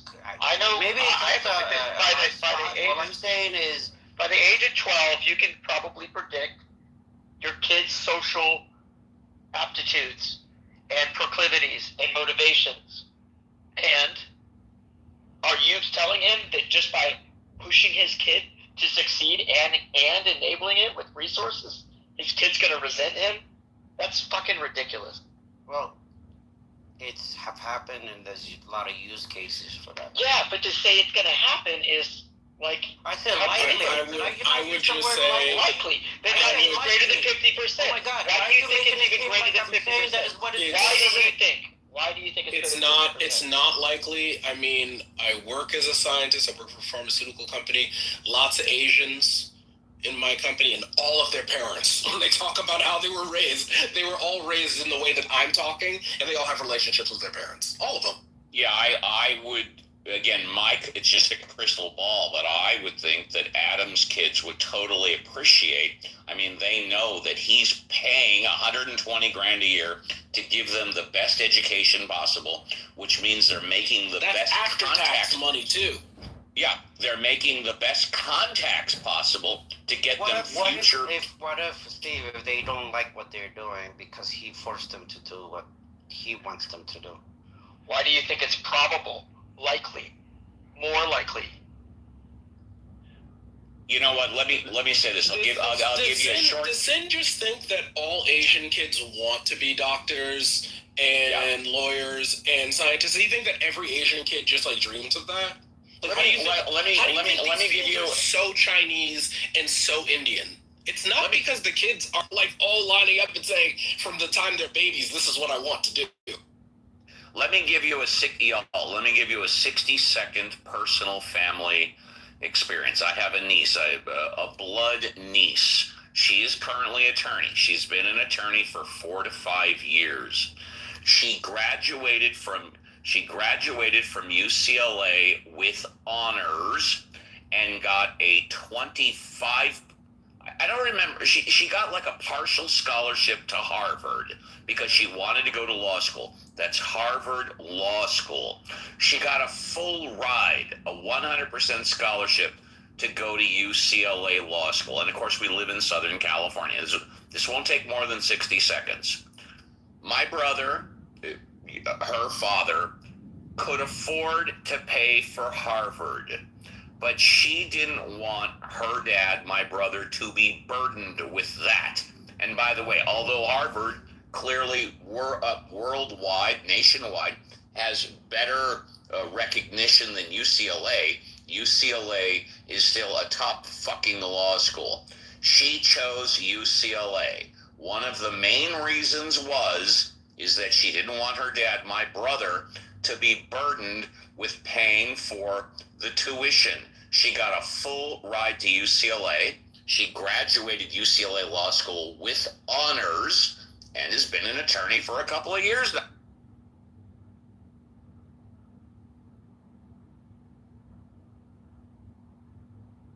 She could have gone to Harvard, but she wanted to save her dad some money. Well, that's a great kid to think in a sense. That's a good person. But I'm just saying that you have to be careful with your kids, not forcing them and putting too much pressure on them to be what you want them to be rather than them trying to figure out what they want. So, I mean, statistically speaking, David, 50% of all kids don't have a relationship with their parents already. What percentage you said? 50%? Over 50% of their already don't have in America. That's so what I'm saying is not that's very hard is that to from believe. Pew? Well, Is that look from it up. Pew? Yeah, just check out Pew Search. Yeah, look it up. Look it up for yourself. A lot of American kids don't have a relationship with their parents for one reason or the other. So what I'm saying is not particularly something against Adam. It's just as the research shows it, right? 50%. So do you live in America? Because I live in America, and that's... Oh, man, you don't know what that... Why you keep harassing me about who I am and where I'm from? Do you live in America, Of though? course I do, nigga. What the fuck? Because that is not my experience of America at all. And by the way, I've got to chime in here now. Hello. We don't use the N-word in the atheism. Oh, no, my bad. I didn't finish saying that. That's okay. We don't use the N-word in the atheism house. Please continue. He didn't even catch it, so... He heard it. I heard it. Adam, do you disagree with that? Everybody heard it. I'm just trying to show him that I'm American, too. Just keeps telling That's not being American. Bitch, motherfucker, asshole, use them all. Just don't use the N-word. Sorry, and if you want to know why, it's very simple. I don't like. No, it's fine. It had to come out because I was just getting frustrated. But I apologize for that. It won't happen again. Sin, where did you get that statistic? Well, let me look it up, and I'll give it to you in a nice typo. It actually doesn't surprise me if that statistic is accurate. I mean, it's probably hard to get good statistics on something like that, but I don't think it's, especially between boomers and millennials, there's a lot of broken relationships. I mean, I did a quick search on ChatGPT, and it says 16% of American adults say they are currently estranged from at least one parent. So if you're less than 20%, even less. Which means that 85% of them get along. I mean, out of every 10 people, 16% is still very high. I thought you said 15%. One out of 7. Did you say 1-5%? If you're a parent, zero. I'm sorry. Did I hear 1-5%? Yes or no? Carlos said 16. Oh, are you saying 60%? 60%? No, don't go deep. 16, which means that 0.4 less than 20%. Thank you. Which means that 84% get along. That's glass half full, and I appreciate that, Steve. But if anyone who's a parent and raising young kids and putting their heart and soul into the life of these children, you would feel concerned about 16% risk of losing a relationship with your child. I would think that 84% success rate is pretty fucking good. From a parent's perspective or from a statistics perspective? From a parent's perspective. Are you a parent? Well, I said 5 minutes ago, and it's okay if you didn't hear it, that I raised 2 kids. They're both in their 30s, so the answer is yes. Okay. Can I just say that estrangement, or that 10 to 16%, is only a 1 to 4 year period in most of those cases too. So it's not a long term in most of those cases. So yeah, you can say that it's up to 15-16% don't have a relationship, but it doesn't last forever in most cases. Yeah, and I didn't even bring that up. Is the 15% for life or just temporary? I didn't even ask that. I want to ask a really the original claim was over 50%. So I mean, let's just stare at the receipt. Send. I want to ask. Where the fuck did you get it? Yeah, okay, comrade. Okay, everybody go on mute. Comrade wants to interrupt the entire conversation. Go ahead, comrade. Go ahead. Sin, so I noticed your profile picture is a chimpanzee, and you use the N-word. Are you black? So yeah, getting back to the 26%. No, you're not. Okay, so comrade, hello, comrade. The answer is he doesn't want to answer your question right now. But that being said, comrade, go on mute, and then you can blend in. Go on mute, comrade. Go on mute, please. Do you understand that? Second, comrade, I'm asking you a second polite time. Go on mute, But this please. is racism, dude. Okay, third and last time. Go on mute. Okay, hang on. Comrade, chill. Listen to the conversation. Wait about 5-10 minutes. All of us have done it. And then blend in. Carry on, everyone. So I did exaggerate the percentage. I stand corrected. 6% with their mothers, 26% with their fathers. So the average means would be 16%. That sounds about right. But which is 26% of not having a relationship with your father. That's problematic. I think 26%. What led up to this? The significance of this statistic? Why are we talking about that statistic? Putting pressure on your kids to succeed. We were talking about how it's best and not best to raise your kids. That's what brought it. You know, it's best to not raise your kids if you're non-black. Oh, okay. Now you got it. Okay, comrade. Fair enough. Comrade, do you have kids? No, but okay. So just so we're clear, hold on, comrade. So you have no experience raising kids. How long, comrade? I'm not done with you. I'm not done with you. How old are you? 34. Okay. And what city or state do you live in? I'm in Los Angeles, California, just so you know. Yeah. What city or state are you in? Philadelphia, Pennsylvania. Philadelphia, very good. And do you even have a girlfriend? I've had many, yeah. You've had many, but currently none, correct? Who cares? I care. We'll try again. Do you currently have a girlfriend? I have 2. You can leave You if have you don't want to girlfriends. answer. That's all I need to know. I'm And comrade, I've been in workers' compensation, employment, and labor law for over 30 years. What is your profession? What do you do for a living? Public health. Public health. Can you be more specific? I'm a peer outreach specialist. I'm sorry, you're a what? A peer outreach specialist. What does this have to do with I'll tell you what this has to do with, because you've been making comments about those of us that have children, yet you have none. So when did I do Please that? be more, I answered your question. Please be more specific. What is it that you do, a peer outreach specialist? What does that mean? I support people who don't have homes and struggle with substance use disorder. And are you employed by the government? Not directly, no. Well, not directly. Are you privately employed? It's a nonprofit job. It's a nonprofit job. And when do you expect to have children?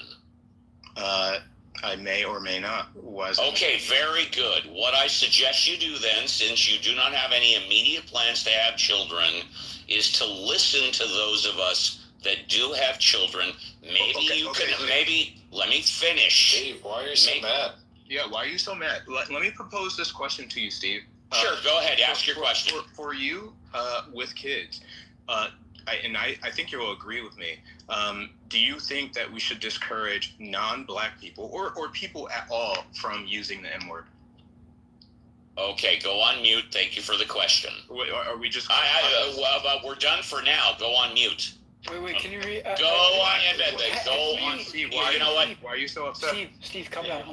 I didn't hear him. I had a break in my connection. Very good. Ask the question again, because JCC wants the question repeated. No. Comrade was saying something. Imagine what? Imagine this. What? I asked him to repeat the question. Go ahead. Yeah, I said, would you imagine allowing your children to say the N-word? You said non-black people. No, that is not what you said. You said non-black people. You know how to jump around, comrade. Steve, I then extended it. You said non-black people, right? Steve, be honest. Don't lie to me. Don't lie to me. David heard what I said. Don't lie to me. You said non-black people, right? You said both. I said both. Okay, so let's take it a third and last time. Ask the question one last time. Why are you having me repeat it? Why are you crashing out? I'll tell you why I'm asking you to repeat it and why I'm crashing out. No, I would not allow my child to use slurs like that. Of course not. And the question's not even directed to Steve or anybody else. It is directed to Sin, who not confirmed whether or not he is black, and he used the N-word against a black person on the stage. All right, fair enough. Hold on, stop. Why are you cutting me off? Because I own the house and I can do whatever I want. If you don't like it, open up your own room. I'm not talking about something you did. Well, you know what? I'll tell you what. Let's make it real simple. Hey, comrade. It's not comrade. It's me. Oh, I'm sorry. Carlos opened this room. So I think it was about morality and secularism, and now we're talking about slurs. So just, I don't know, can we get back? I'll tell you what, JCC, if you want to keep it in the line, I'll go on mute. You got it, brother. Cool, well, I'm very surprised at you, Steve. I don't know why you're acting like this, because... Really? Do you know me? Yeah, I would expect you to be disgusted. When was the last time we spoke? Adam is black? Comrade, when was the last time we spoke? I'm not sure. I don't know. Well, then how do you think I know you? Wait. So, I am confused too, Steve, why you're acting like this. Like, why are you? We were discussing parenting. He said he knew you, Steve, not the other way around. And there was something said about what's best for parenting children, and there were some percentages about losing, relationship with children. Where'd that come from? I'm curious. Adam and Sen were engaged about parenting and pathways and affordances and constraints, and Sen declared Adam's parenting style to probabilistically lead to more likely than not his children would not talk to him. Oh, wow. Okay. Yeah. That's a bit extreme. Wait, really? How do you know his kids would talk to him? I had a dad like that. I was just giving the. You'd be talking about fucking old man. The synopsis. And then I'm presuming. Synopsis is And the Sin guy used that the N-word. Right. I did not use the N-word. We all heard it. Yes, you We all did. heard it. Okay, so Steve has a hard fast rule that is not to be. Yeah, and I did. I sort of halfway said it. I didn't fully. You fully said said No, it. you fully said it. Sin apologized for it He immediately. did not apologize for it, and again, He still didn't even admit if he to saying did, it. Steve, He even denied if it. he did, Steve, As soon as you deny it, your apology didn't fucking work. Wait. This is the most important thing. This dude has a chimp as his profile picture, and there is no evidence that he's even black, right? So sure, Wait. no one should. Oh my God, no one should. Are we doing the hierarchy of oppression cards here, It's or not what? a hierarchy of oppression. What the fuck are you talking about? It's racist. Conrad, It's a non-black are you person. that fragile? Are we joking? As an adult man, are you Do you fragile know from hearing black what you cards say? now? Do we Can I- not can know I have the black history cards? of JCC, you're let out of the cage. JCC, you're let out of the cage. Yeah, Is this a joke? I'm in a bad Do we spot. have a bunch of white people When can I apply defending for a the non-black black card? person that he's Where saying can I apply for the black slur? card? JCC, control this shit or I will. Okay, you do it, Steve. I'm in a bad spot. I get bad connection. You got it, buddy. Okay.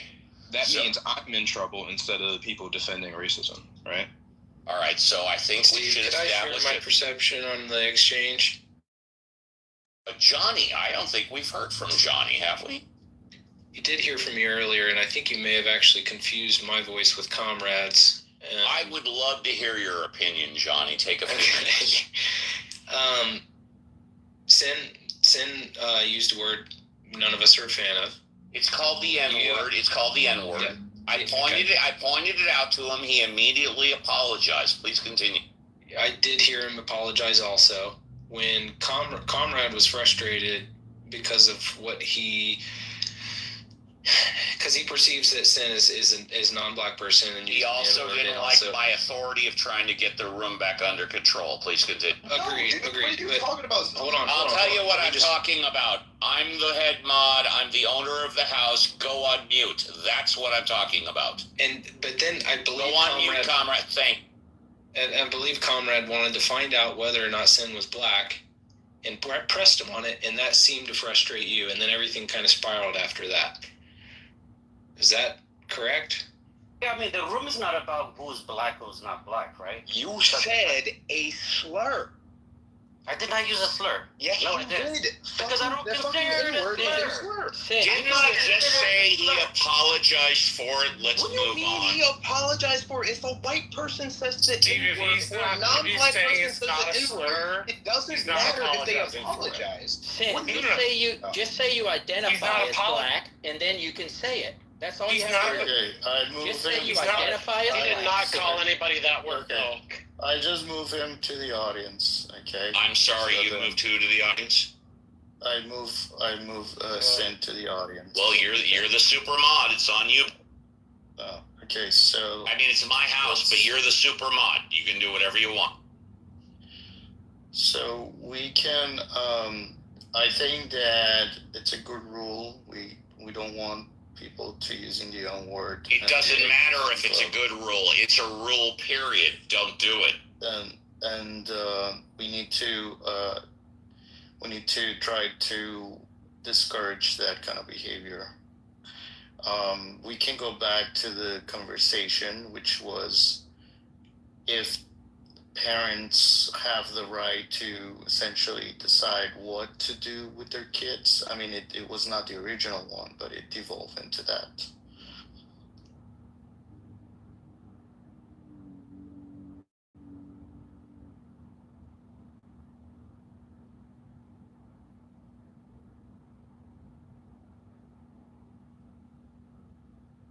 Well, since no one's talking, and I realize occasionally even I can get out of line, and that's why JCC has the absolute right to say, hey, Steve, you're getting a little out of line, or take a shit break, or whatever the case may be. We have very few rules here.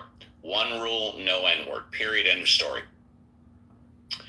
Next, as long as y'all are not insulting each other too much and speaking over too much, I will let you go as long as you want. I'll just listen.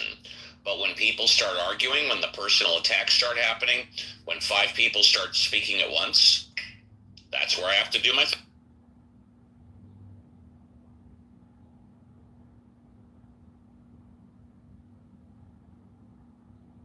What do you guys want to talk about? You guys want to talk about the same teaching or secularism? Can I talk to the title? Perhaps? Yeah. Yeah, I would say that secularism is the best way to reach the goal of having a moral society, because I think values are agnostic. And what I mean by that is, let's say Adam is very religious, of some denomination, some religion. And let's say I'm not religious at all. If we act in the same way and our behaviors are the same, such that we respect the rights of other people, we pursue our own interests without harming others, then what's important is that we share the same values. And a third person, say Steve or JCC, looking at the two of us behaving in the same way, raising our children to respect others and be courteous, polite, kind, etc., hardworking, then Steve and JCC may not be able to tell who's religious and who's not. Let's say we don't wear, jewelry or crosses or whatever the case may be. So the values that are internal to the society are really agnostic, because kindness is not unique to religion. Hard work is not unique to religion. The values are independent and shared across, religions and societies. So I think being secular allows people to behave with a moral compass independent of any specific religion. If I want to be religious, then I can do that, but the behavior, that's observed is still the same. Well said. Oh, I forgot one other rule. When a moderator is speaking, be quiet. That was well said, and I agree. And I think even prior to Homo sapiens walking the planet, or even any hominids, morality was there. So therefore, it started off secular. It's demonstrated that you don't need any kind of belief in a deity to have morals. And by the way, very quickly, for those of you that don't know, we've been joined by Alfonso, who is the founder of the Atheism House. So for any of you that don't know Alfonso, he's the founder. He's the creator. So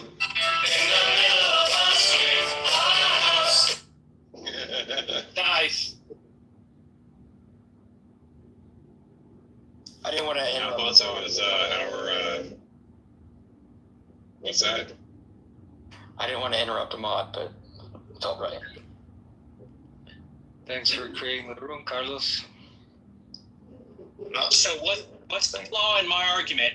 If I'm saying that values are agnostic, an argument. There is no flaw. It's I gave you compliments. It's a great argument. It is eminently wise.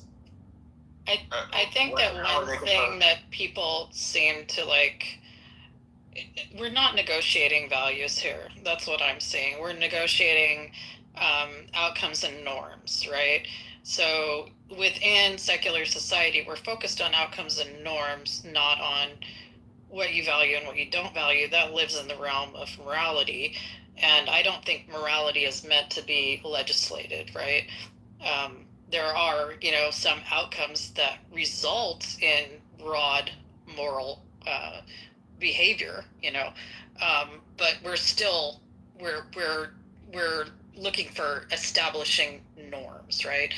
And norms, we have to be inclusive group wise in as much as possible. So I think what secularism does is it forces integrative negotiation. I think a good example, and it also separates the personal values from the public norms, right? You have personal values, you can live by those values, right? And it doesn't, and they generally, as long as they don't violate the public norms, like the good of the public. And something like same-sex marriage, right, is a good example, right? What we're legislating there is contract law, basically. If a man can enter into a contract with a woman, then a woman should be able to enter in that same type of contract with a woman, and vice versa, right? And that's really what it comes down to. It's eliminating discrimination on the basis of sex in contract law, and recognizing that within the secular realm, we're establishing norms around contracts, right? The moral or values-based aspect of it is when I go to have a commitment ceremony of whatever type, and I walk into a, evangelical Baptist church and they turn me away, that's fine, right? I just need to find a officiant, right, or someone to perform the ceremony that it's within their values to go ahead and do same-sex marriage ceremonies, right? So that's the difference. And what I object to is like people trying to legislate their moral values and preferences into societal norms, especially in cases where it restricts the liberties of others, and the exercise of those liberties has no negative, net negative to the public and society at large. I agree with that. I would just add that ethical behavior is downstream of values. So if I value, then I can that value would behave is a priority. Can you say that again, Brian? You were breaking up really bad. I said that moral principles are downstream of values. So if I value life, then that is that priority value. It sounds like a tautology. I'm not trying to cut them off, but to just shift it and say, well, your values are your morals. What have you really said? What informs your values? Can you be more specific? Yeah, what I'm saying is you have to start with values, and primarily you have to start informs those? With valuing the conditions around you. Well, the most fundamental question you have to ask yourself is, do I want to live or not? And then from there, you say, okay, I value my life. And from there, you combine that with the requirements of living, eating, breathing, cooperating with others, etc. So valuing life is the most fundamental value, the most fundamental question you can ask yourself, and everything derives from that value. Well, what about that? I mean, that's not exactly robust to someone else saying that they value their life more than your life. I mean, you're just vague. I value my own life. Only your own life? Or kinship? Maybe you look around, you were born into a society, maybe you have duties, responsibilities, laws. Like, what informs your values? It can't just be like, I'm alive. I want to stay alive. I think I can answer that very quickly. If I may, very quickly. Morality, you didn't say morality, but I'll say it. Morality is an individual's sense of attitudes, values, and beliefs which are based on a right, wrong, good, bad scale. Let me repeat it. Morality is an individual's attitudes, values, and beliefs based on good, bad, right, and wrong. I also would say, Brian, that it also depends on how you are qualifying life, right? Because if we flatly say that life has value, right? I would say that for most things, particularly, fellow mammals, the plants and trees around us, my family, and etc. But they don't all have the same like weight and value, right? I don't think about the bacteria that die because I brush my teeth or floss. I don't think about the insects that die when I walk down the street. I don't think about the extinguishment of life when I eat spinach, for example, right? So, this categorization of, the first thought is that life, like whether or not life has value. Well, no, we have an evolutionary drive, particularly when we're young, to survive, so that we can reproduce and pass on our genes, right? This is a drive that most life forms have, right? This then gives us a base psychologically to try to defend or fight for our livelihood. Now, when we become social and we start interacting with other individuals or living things that have similar levels of autonomy to ourselves, right? We have to kind of deliberate and communicate with one another when it comes to the battle for resources, land, and space so that our lives can be stable, right? And over time, as we live in collectives, the conditions at which we engage with one another to ensure our collective health or the health of us as individuals eventually becomes ethics. Because there are people who could just take away from other people to ensure their survival more, or to kill other people and things to ensure their survival, right? That would make sense evolutionarily, but that's not necessarily the right way to go about life and to engage with other individuals that have an equal level of autonomy.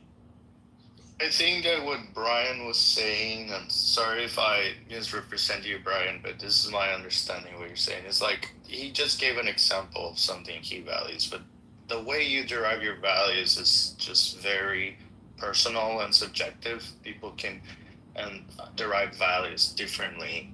What I think something that's important, what Cora says, is the outcomes can help us to go back to our values and adapt our values. And that's the benefit, I think, of secularism versus not secular, say, morality. Because if you're not willing to make changes and adapt given your outcomes, then you're just stuck into this, into this particular framework that those are my values and they can never change. But if you see the outcomes and start saying well, maybe we can adapt and become better and improve our values so that we get the outcomes that we value. Yeah, what I'm saying is, I think you kind of got it in reverse, Brian. I think instead of starting with a value and then interpreting everything through those values, you should do it in reverse. Look at what the facts are, what happens when we do this, X, Y, or Z, and then you should build your values based on what the facts are. But in the philosophy of ethics, there's sort of three main categories that it breaks down into. One is normativity. That's basically, what should I do? That's normativity. The second one is metaethics. Which is about what does it mean to say that something is right or wrong? And the last category is applied ethics. What should you do? That stuff stem cell research, abortion, medical treatments. Not the applied ethics. That's all applied ethics. And I think you should. What I'm saying is, what the facts are instead of the facts. You decide that you want to live. That's as a human being. And so, comrade, I agree. I should have clarified. Human life is more important because of the type and nature of our sentience and consciousness. So we can decide, not to live. We can decide what to live for. But underneath that, more fundamental to that is, do I want to live or not? And so I think that's the most fundamental value, the most fundamental question, because if you don't value your life, then you could just as well drink poison. You could drink poison or water. Either one is okay, because you don't care if you die or not. Yeah. But if you do care, then you have to follow the facts of nature. You have to obey the laws of physics. You have to obey the requirements of human nature to survive. And from there, the rest follows. But I mean, so for instance, there are nihilists. I don't know if you know what nihilism is, but nihilism just means that things don't have intrinsic meanings. They don't have intrinsic value. So I mean, you just kind of you just be forcing these people to conform to your norms, to your values, and that's the entire goal that we're trying to. No, they can choose not to live. If someone is a nihilist and chooses not to find meaning or not to pursue his or her own life, then that's his or her choice. Well, I mean, there's also accept the value of life. And before you go, comrade, firstly, I got your private message. Thank you for that. My answer, generally, I don't read the group chat because, in all seriousness, and I mean this sincerely, I have an eyesight issue I can see, but I'm visually challenged. Last but not least, comrade, I appreciate what you said about 2 minutes ago. I thought it was very cool. I agreed with a lot of it. And I think although you and I got off to a rough start, I think you and I are going to just be fine. It's a pleasure to get to know you. Go ahead, Steve, we know each other. Well, I asked you when was the last time we spoke. You said you didn't remember. No, I said it's been a few months. Oh, I'm sorry. Well, I don't remember. Go ahead, buddy. Okay.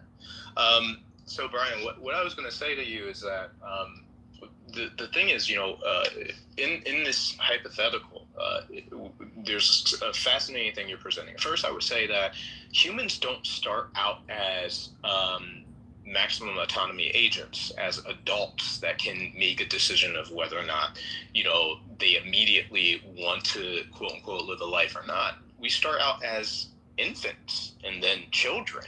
And I mean, we grow up. And during that period is a period of exploration. And kids don't come out of the womb and think like, oh, do I want to live or die, right? And even then, after people grow up, we do have an issue with suicide, but it's not like 50-50. It's not like large sums of the population are just like calling themselves off, right? So when we're talking about this, it's not purely, an intellectualization of why people act and do certain things. It is really based upon the conditions at which we come into this earth, right?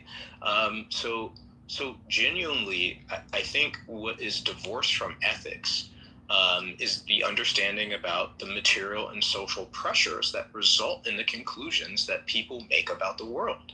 You come to conclusions about the world because your parents teach you a certain thing, because the people around you think certain things, because you have certain resources available or not available to you. So like if you had nothing around and the only way to get resources was to steal, stealing wouldn't be seen as a negative thing for you. It's the only way you can survive, right?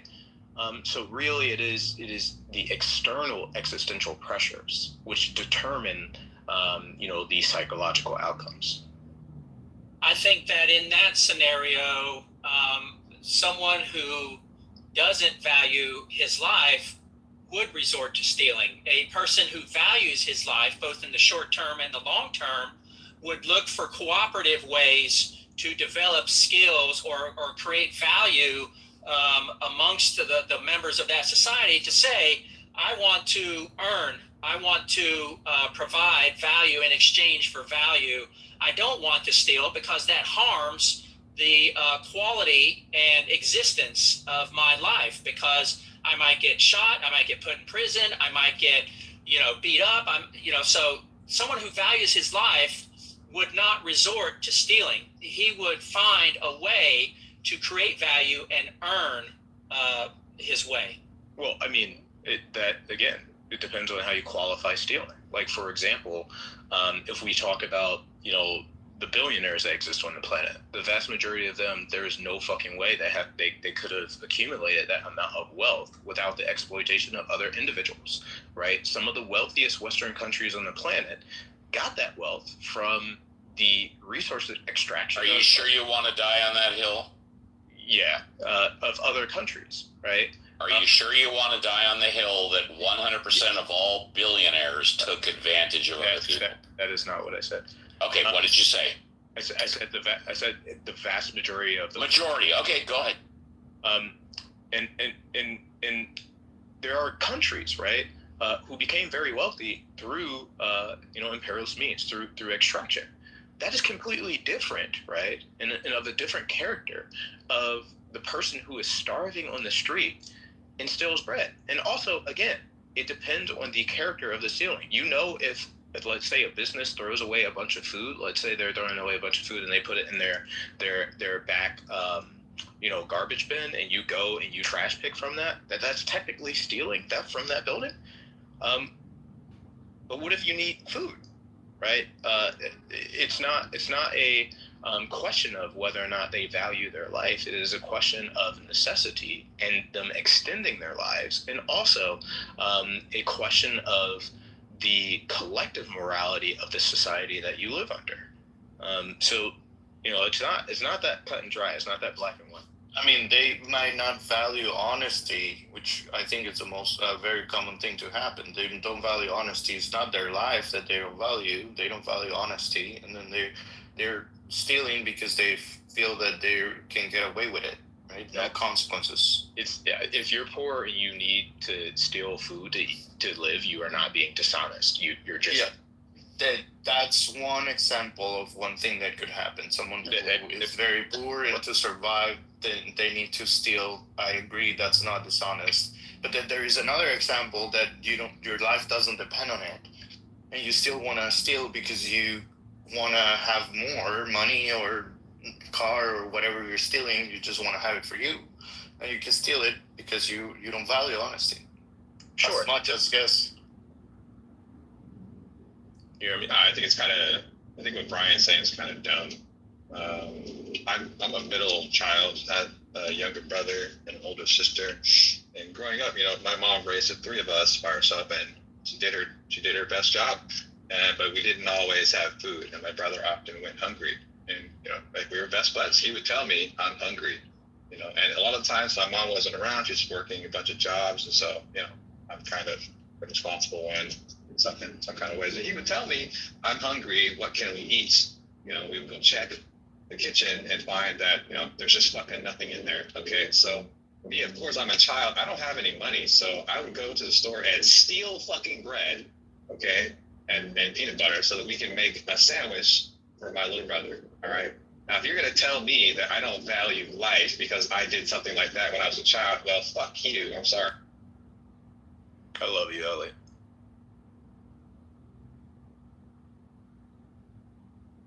Thanks for sharing that, Elliot. I'm sorry you had it rough.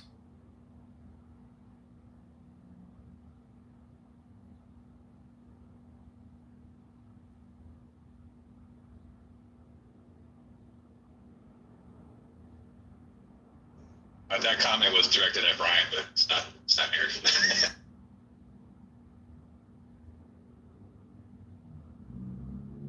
Yeah, I think his PFP was a Bible verse. So I think he has like a religious view of what morality is. Put him in the stocks. I think the other thing is like the way he framed nihilism. I'm recognizing that something has no objective or intrinsic meaning, right? It doesn't immediately mean that you don't value things, right? It just recognizes the fact that all of that value comes from subjective preferences, and the meaning comes from the meaning that you choose to give it and build around it. So you can value life as a limited resource, right? It's not a gift from a supernatural being, right? that objectively is good, right? It's something that you analyze situationally And yeah, do people commit suicide? Sure. When their life, right, ceases to provide them with any sort of like value, that's where they get to that point. You know, where they aren't benefiting from being alive.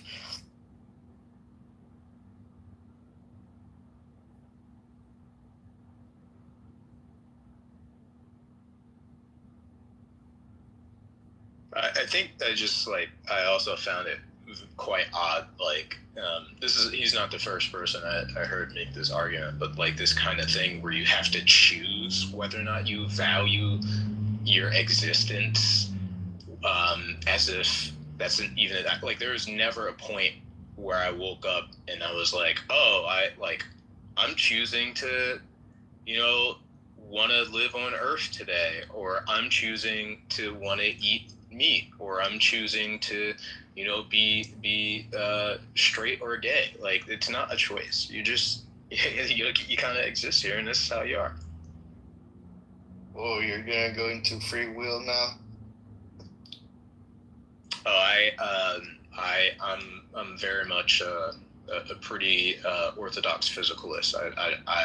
I take a thermodynamic view of free will, so it wouldn't really jive with the way people talk about free will.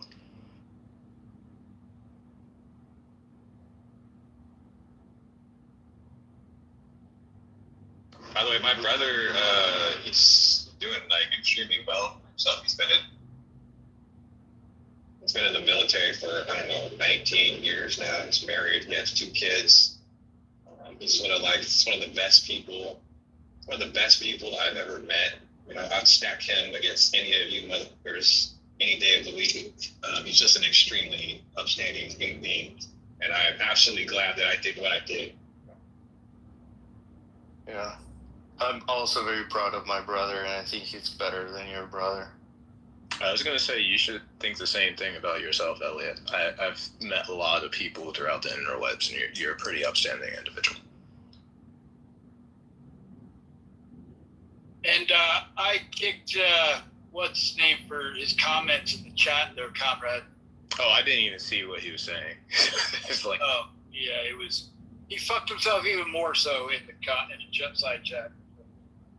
Yeah, no, I knew as soon as I saw the chimp profile picture that he was definitely a racist troll.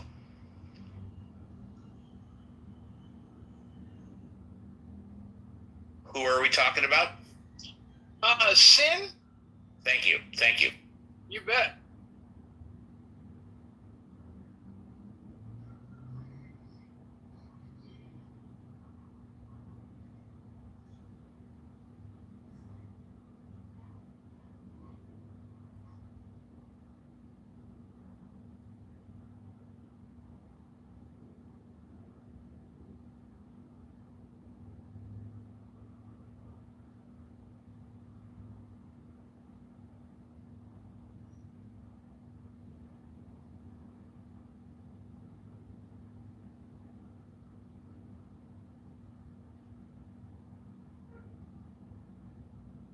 Yes, and comrade, please forgive me. I'm getting old, but that's no excuse. I don't remember our conversations from a few months ago. If you wanted to refresh my memory and tell me what we talked about, I'd probably remember it, but I don't remember those conversations. We would debate Benjamin a lot. We would have atheist debate. I met you because you were the only intelligent person in Talking Apes. Thank you. Yeah. Actually, if I may, with all due respect, JCC used to be another intelligent person in Apes, but I don't think he goes there too often. Wait, JCC, I think I saw him a day or two ago, Wait, JCC, you were in Talking Apes? Yeah. What about Talking Apes? You were in it? What do you mean I was in it? I didn't know you went to the Talking Apes. Oh, yeah. I'm not a member of their house anymore, but I go in there on occasion. Jesus Christ. They're a bunch of dumbasses. Yeah, it's real good. And if you really want to be blown away, and I'm not blowing a confidence, Cora used to go into Talking Apes every so often as well, but she hasn't been in there in a long while because, and these are my own words, they fucking kicked the shit out of her, and I was totally pissed off about them. They probably kicked her because she was a woman that was smarter. They kicked the shit out of her because she's an intelligent human being, period, end of story. That's my humble. They're really sexist and homophobic. Yeah, there was a huge degree of misogyny involved.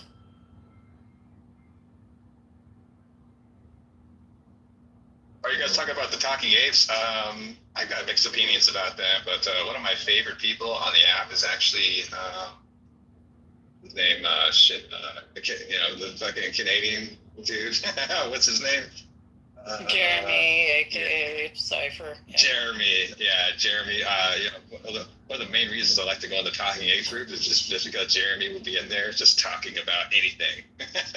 He's very entertaining, but also, and you can quote me, get your tape recorders ready, he is a motherfucking piece of shit a-hole. And you can repeat that I said that, and I'll give you examples. He just recently advocated within the past 48 hours that he endorses an abortion at 8.5 months, number one. Number two, he endorses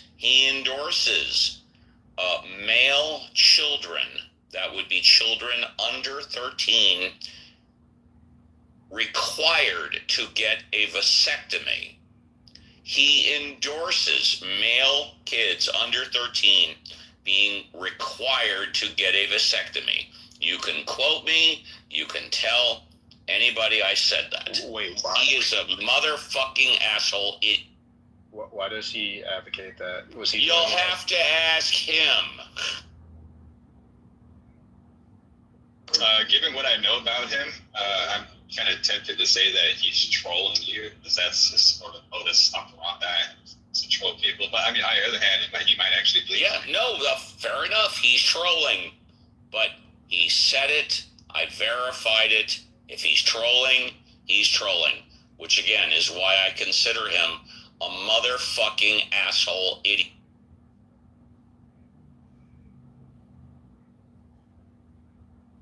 And replays are on right now, so there you have it.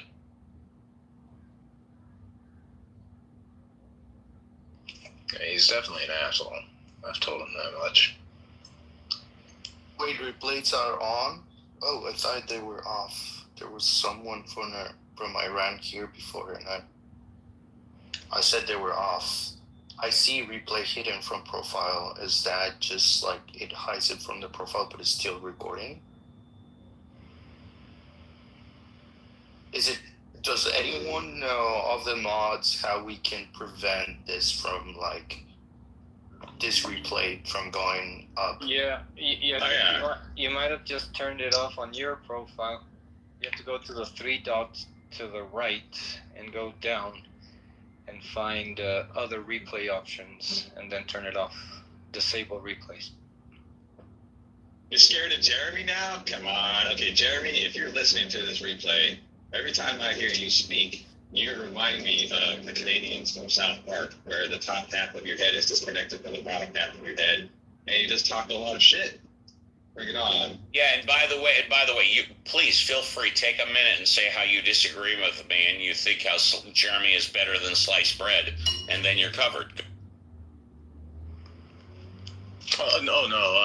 Jeremy and I have disagreed vehemently. He knows I disagree with him pretty virulently. So I would not be endorsing the dude at all.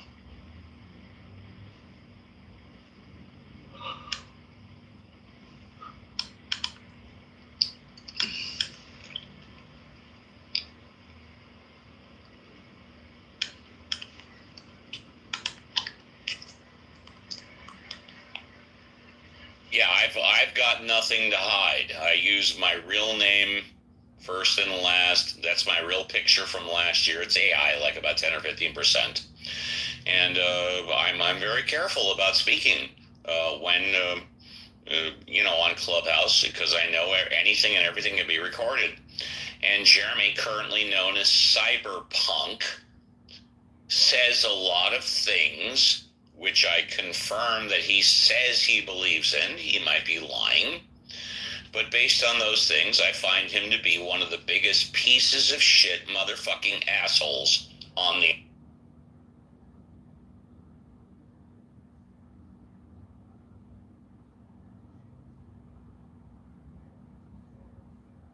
Watch out talking like that, Steve. There's people on here who have the same opinion of you. And that's okay. And I got no problem with that. And I totally get it. I encourage them to come on. I mean, I've been holding the same rooms on the weekend, Saturday and Sunday, for 3 hours for over 5 years. And anybody could come in and talk to me. And I use my real name. Anybody, if they want, can find me, which hopefully they don't. This is why I have a pit bull and a 9mm. So, but if anybody disagrees with me, I would prefer they just disagree with me on Clubhouse. And disagree with me, let's talk. Which 9mm you have? I have a Glock 17. Oh, it's beautiful. Thank you. You should get a newer Glock model, but...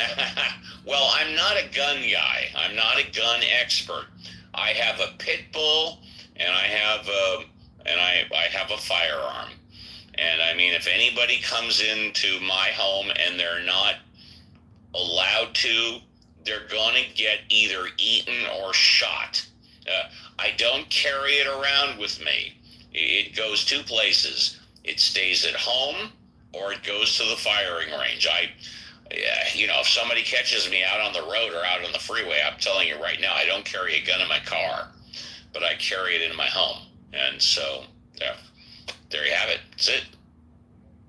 You should make a PCC. What is a PCC? It's not a PCC. It's like an AR pistol. I'm saying it incorrectly. Oh, I'm not modifying. No, I appreciate the recommendation. I'm not modifying anything.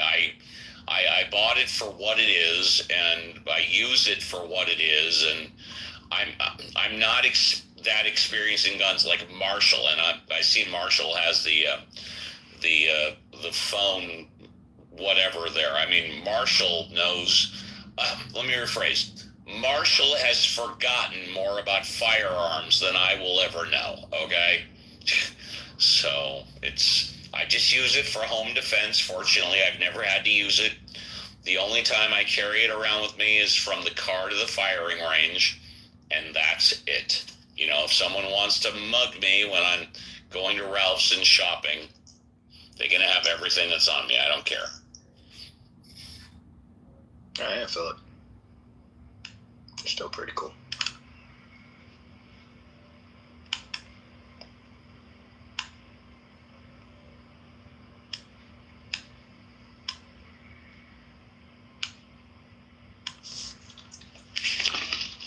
Steve, if somebody tried to mug you at the Ralph's, they'd probably get a lesson in employment labor law. Yeah, right. No, I'll tell you what they would get. They would get under $50 in cash. They would get my credit card, and they would get under $50 in cash, and they would get my credit card. And that's it. You about shopping list. And my shopping list. Yes, exactly. Yeah, exactly. They probably get your phone and enter in this conversation. Oh, I'm sorry. They would have my iPhone, too. They would get my iPhone. Yes, they would get my iPhone. Yes. Hey. My life is worth a lot more than that. Take it. Because everything at Ralph's is on film. Plus, they have the security guard there. So, it's all filmed. I'll get you later. I'll get you.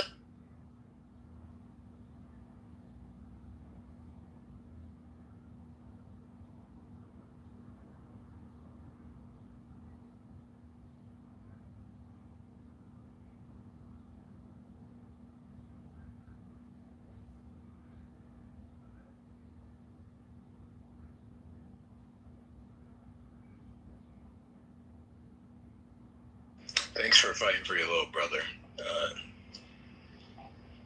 Elliot, that's cool. And the rest of your family. Been in similar situations too. He's my baby brother, man. What else am I gonna do? Now he's a special forces medic. He's gonna retire pretty soon. He's basically just doing like training. He goes around the country and he trains. There's only like a handful of people that do that work. Oh, that's cool. Oh, Miguel's in the audience. He knows about this kind of stuff. He has experience. Yeah, I know Miguel definitely does.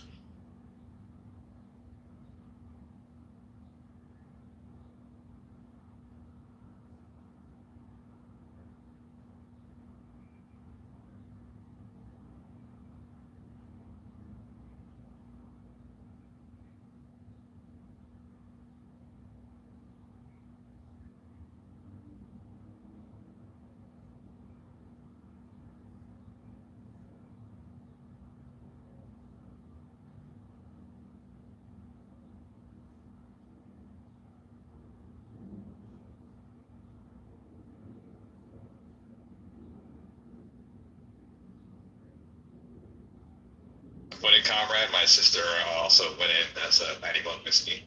That's what I bet.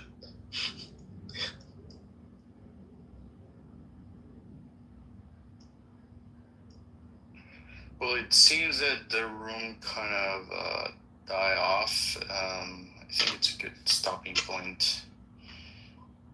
Thank you guys for contributing, and yeah, keep coming to the atheism. Thank you. Don't close it out. Don't close it out. You can leave, but I'm gonna take it over. Don't close it out. You're gonna keep it open? Okay. I'm gonna keep it open. Yes, sir.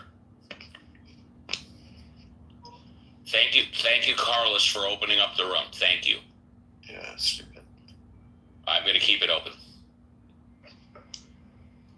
All right, there we go. We'll go ahead and change the title. Let's see here.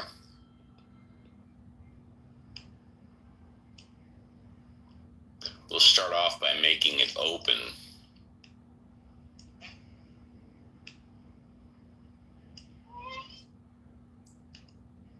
Let's see here.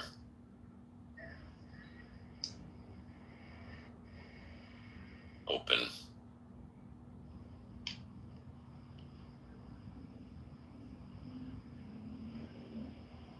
There we go. And let's see if anybody wants to come up and talk. I'm looking at the audience. I don't see anybody raising their hand. I'm going to go ahead and make Comrade a moderator. Comrade, have you been a mod before? No, yes, maybe? I don't want to be a mod. You don't want to be a mod? Okay, no, that's fine. That's fine. No problem. You won't. But yeah, I've moderated before. I just don't. No, it's okay, buddy. No sweat. All right, there we go. No sweat, man.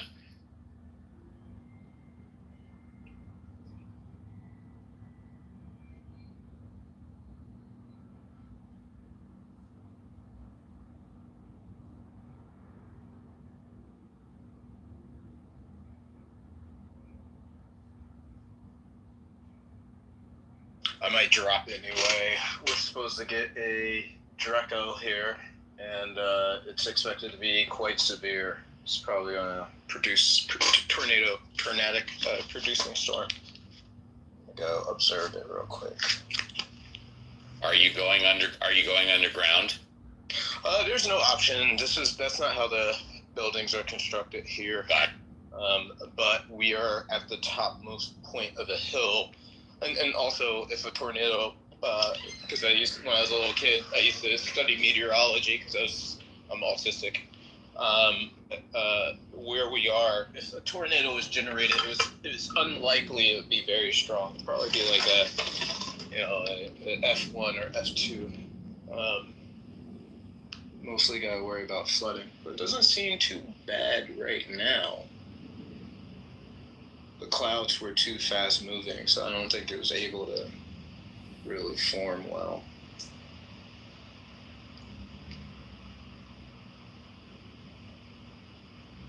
But we'll see. Might lose power though.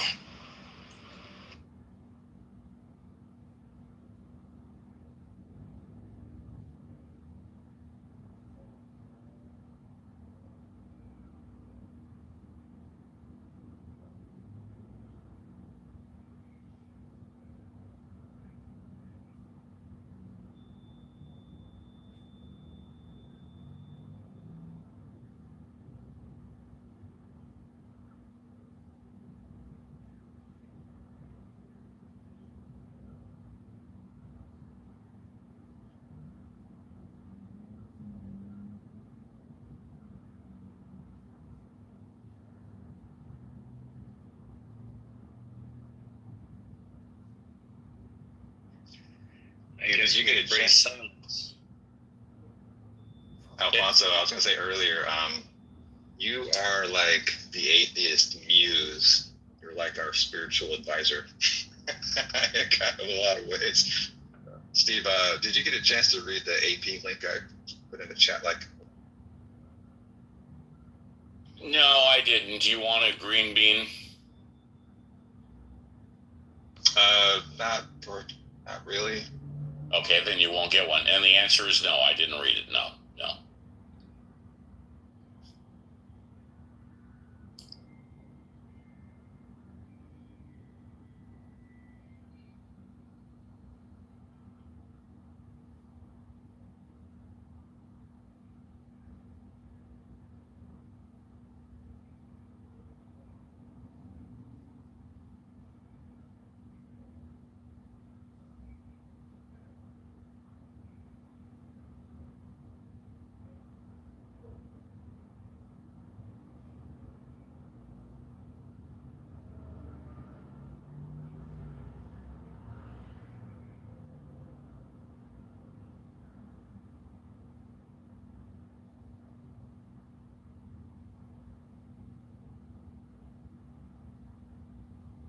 Just check my hallway, and there's another room that says, "Does God exist?" I'm thinking maybe I should retitle this one, "Does God Exist?" What do y'all think? Yes, no, maybe?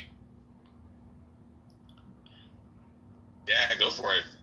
Yeah. All right, I'm going to do it.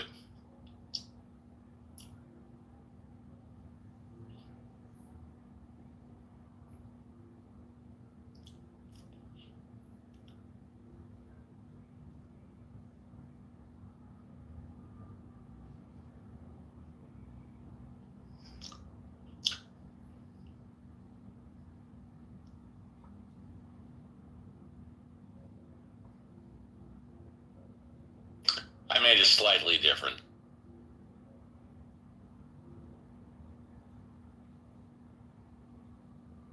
I think the topic's like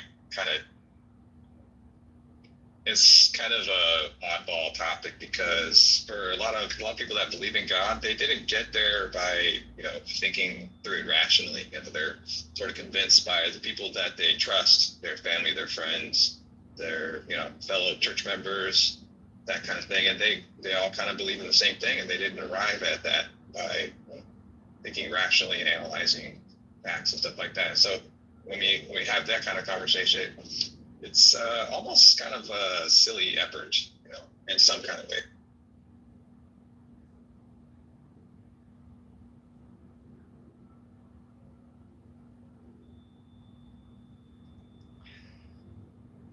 I would like a title that along the lines of what knowledge informs wisdom. You know what? I just thought of a new title. I'm going to put it up there, but if Alfonso, you don't like it, I'll change it. I'm going to put up a new title. Hopefully everybody will.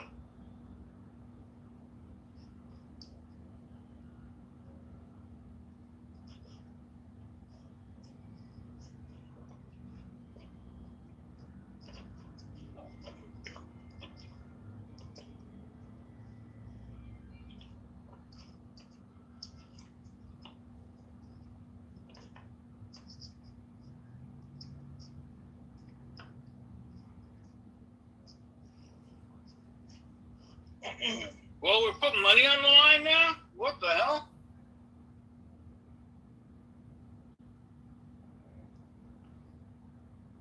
Prove to you, Steve, or prove to the world?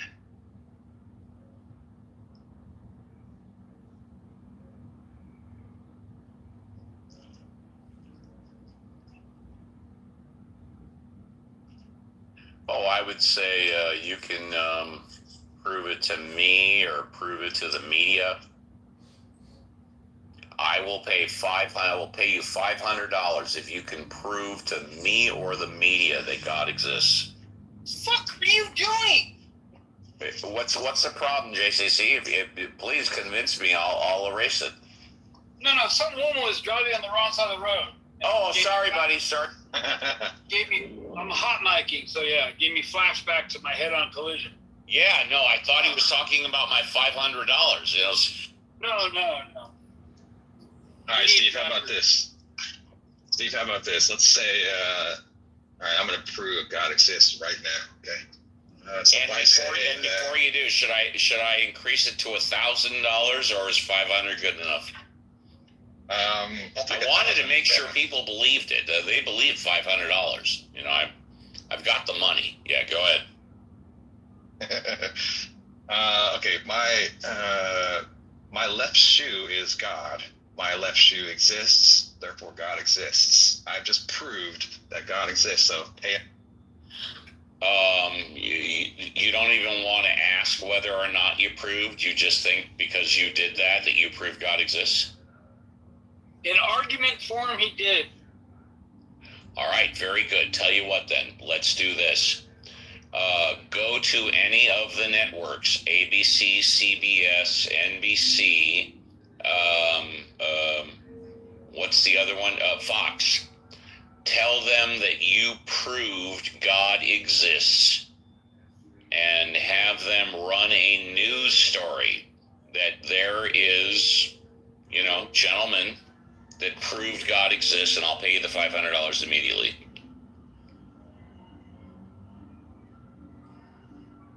Oh man, if I went on Fox News, we would not talk about God. We would be talking about left-wing liberal stuff, probably. They'd probably try to turn me into. They talk about God on Fox News all the time. They talk about God on Fox News all the time. One of the things that I noticed that they do a lot, at least on the mainstream, what am I looking for here? What's the word I'm looking for here? I mean, I'm just figuring that since Fox News talks about God all the time, that if someone were to be able to prove God exists, that would be their first story, right? Maybe. I don't know. Yeah, I don't watch Fox News that much, but all right. I notice all the times, like they'll have like left wing people on their shows. It seems like their goal is to use them as a cudgel to attack the center left. Their goal is to make money, and how do they make money? By selling advertising. Eaton, sorry I had to cut you short on this morning's show. I love your contributions. Come in earlier tomorrow.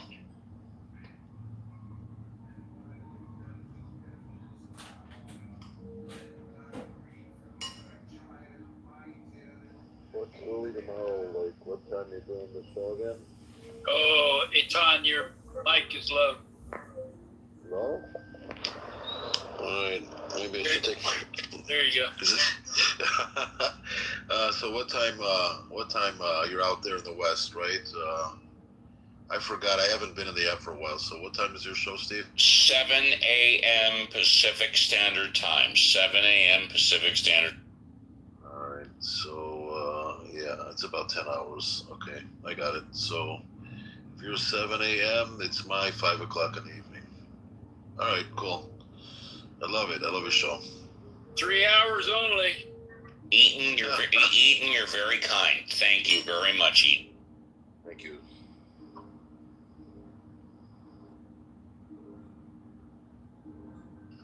So what's going on in this room? So what are we talking about? We're talking about Eitan. It's one of my favorite subjects. What are you up to? It's just Your part of the world. it's a Saturday night here, and I kind of got stood up for a date tonight, so I'm just chilling. Shabbat Shalom. No, she had a good reason for not coming, so that's cool. But Shalom's always good. Shalom's a good idea. Anybody have any cocktail suggestions while I'm here at the bar? Anybody got a favorite? Shirley Temple. Shirley. Vodka martini, shaken, not stirred. Oh, I got James Bond. Was that right? Was his a vodka martini? I know the shaken and not stirred bit, that for sure. Shaken, not stirred, James Bond. Yeah. Margarita's always a good hit. Or if you like bourbon, get yourself an old fashioned. But here's the thing I'm going to probably for a little later on in the conversation. You know, they always talk about who was the best Bond. So does anybody want to just say quickly what, I mean, was it... Sean Connery. I think all the alpha males are going to say that. Except for me, I'm going to say Roger Moore. Because Roger Moore was James Bond when I was getting into my teenage years. So for me, it's Roger Moore. That's exactly when I started watching the Bond flicks. So what was that, from 73, I think? He was there from 73 to 85 or something like that. And of course, we had Paul McCartney, Live and Let Die, which was also Roger Moore, the greatest Bond song of all time. But you see, he added something different. Eddie, like, you take Sean Connery, and he's a tough guy, being a tough guy. But now you've got something with Roger Moore. He's like an elegant guy, being a tough guy. And you got like both sides of the coin there, I think. It's kind of intriguing. No? Yes. So he's like the intelligent man's tough guy, you know. Also, wasn't Roger Moore the spy who loved me as well, or no? Yes. Okay, so you had Roger Moore, Live and Let Die, and Roger Moore, The Spy That Loved Me. In my humble opinion, the two best theme songs of the James Bond. All right, okay. Theme songs are one thing. Don't forget Octopussy. Well, what was the theme song? I don't know. I like the. Okay, fine. Because the Spy That Loved Me was Carly Simon. And then You Live and Let Die was Paul McCartney, and they were both Roger Moore. Yeah. It wasn't a theme song that got me. Phenomenal song by Paul McCartney, by the way. It was the Say again.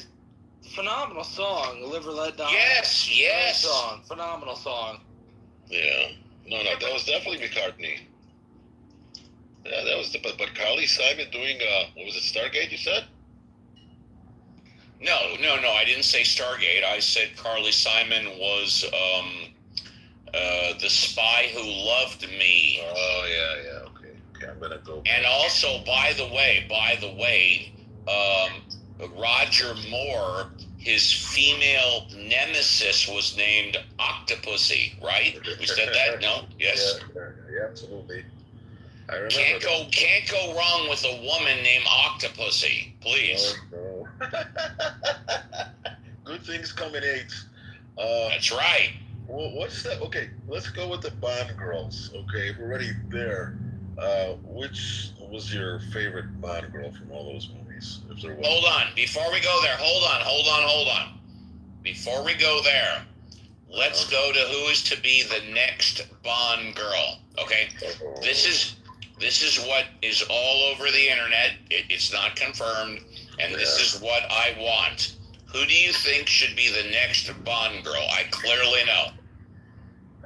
You know, like who you think, or you know? No, who I want. It's not who I think it's going to be. It's who I want.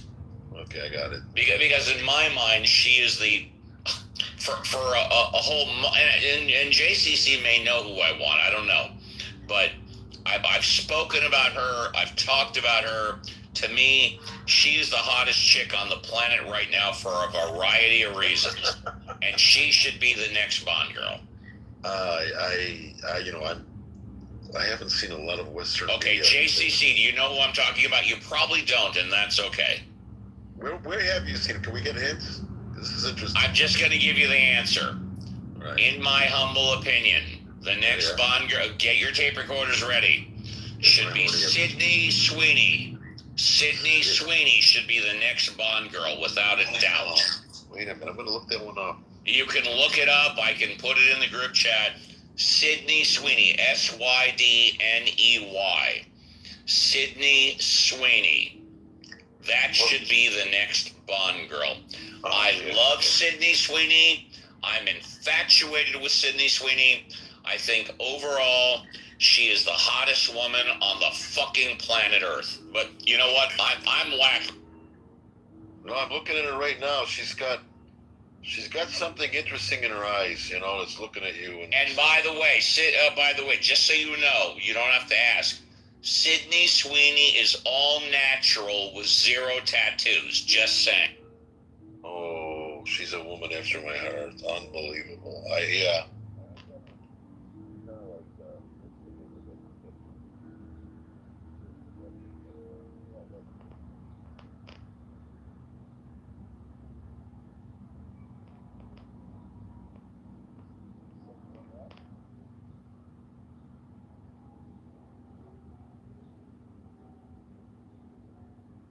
All right, so you've got to disagree.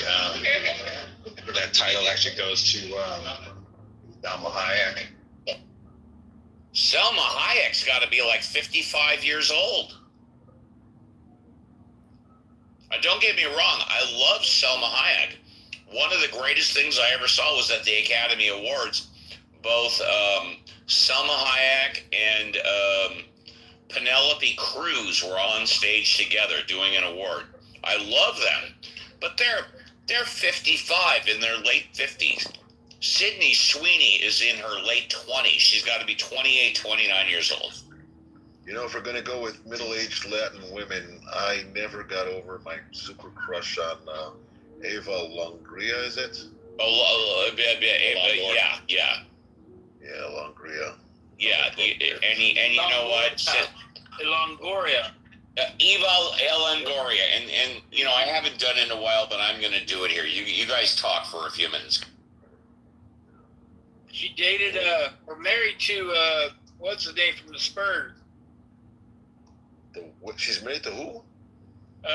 One of the Spurs players. Right, okay, that's, yeah, I know what you're talking about. I forgot his name. He was one of the shorter guys, point guard. Yeah, which kind of reminds me, you remember that group called The Cars? Yes. He was dating, what was her name? Polina Porizkova. Remember her? Yep. Czech model. Smoking hot. Yeah, but, oh my God. Wasn't she in some of the videos? Oh, I think she is, yeah. Yeah. Total waste if she wasn't, but every now and then they put their women on the videos, like Steve Perry, who had that girlfriend named Sherry or something like that. Yep. Yeah. I think Adam Sandler put his wife in some of those movies too. Why not? And I think that Quentin Tarantino, I met him several times at the Tel Aviv in the Cinematheque, and he does have that hot wife, Daniela, and he put her in a movie too. So there are benefits to being married to some famous guy, I guess. I don't know.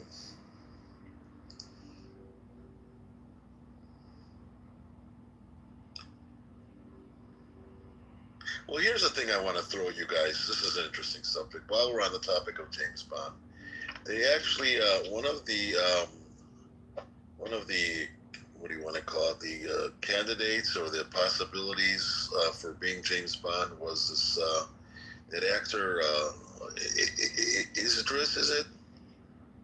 The black guy, something Idris. You know what I'm talking about? Idris Elba. Yeah, Idris Elba, right. He was up for, or they considered, and Mr. Roger Moore said, no, it just will never happen. It can't happen. And I don't think he was being a racist, but, he said that a James Bond can't be him. and I think he said James Bond has to come from England, and he has to come from a royalty or something like that. Does that make any sense to people, or did you go with that sentiment, or do you have anything to say about it? No. Nobody wants. Yeah, I heard about that. They were considering Idris Elba for James Bond. I think he'd be pretty damn good.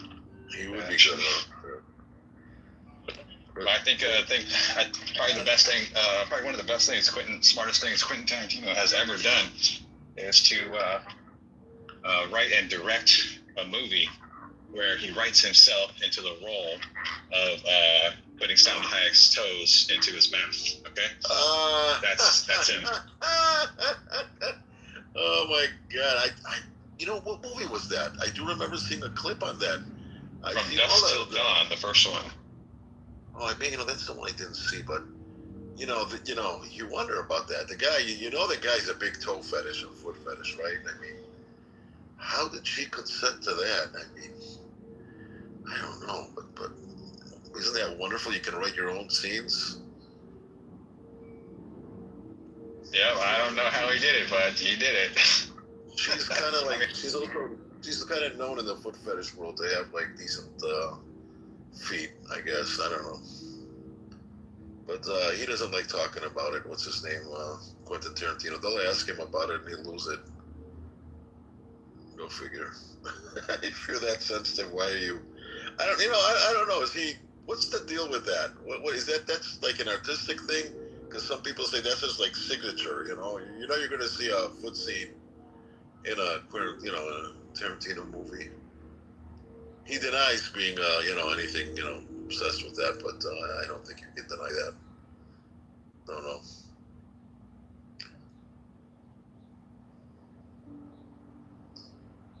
Yeah. Selma Hayek has an interesting cultural background. She's obviously Latina, but you know what the other half is? Is this common knowledge? She's Lebanese. No idea. Yeah, she's Lebanese. I don't know if this is true, but I heard back in the day that Farrah Fawcett was part Lebanese too on her mother's side or something like that, her father's side. That's how she got the name Farrah, but I don't know, it doesn't seem right. You know who Farrah Fawcett is? Anybody here? Yeah, she's like, well, I don't know how old she is, but she's one of the original, like, Playboy. Farrah Fawcett is dead. Yeah. Yeah, she died on that same weekend that Michael Jackson died, but she was part of Charlie's Angels, and she was one of the original Playboy girls, and she was one of the original two-piece bikinis that was showing her nipple. Yeah. Yeah. 70s icons. She defined, how did Wayne's World, those guys say? She defined hairstyles for mall chicks for over a decade. You remember that, Steve? Everyone used to have feathered hair.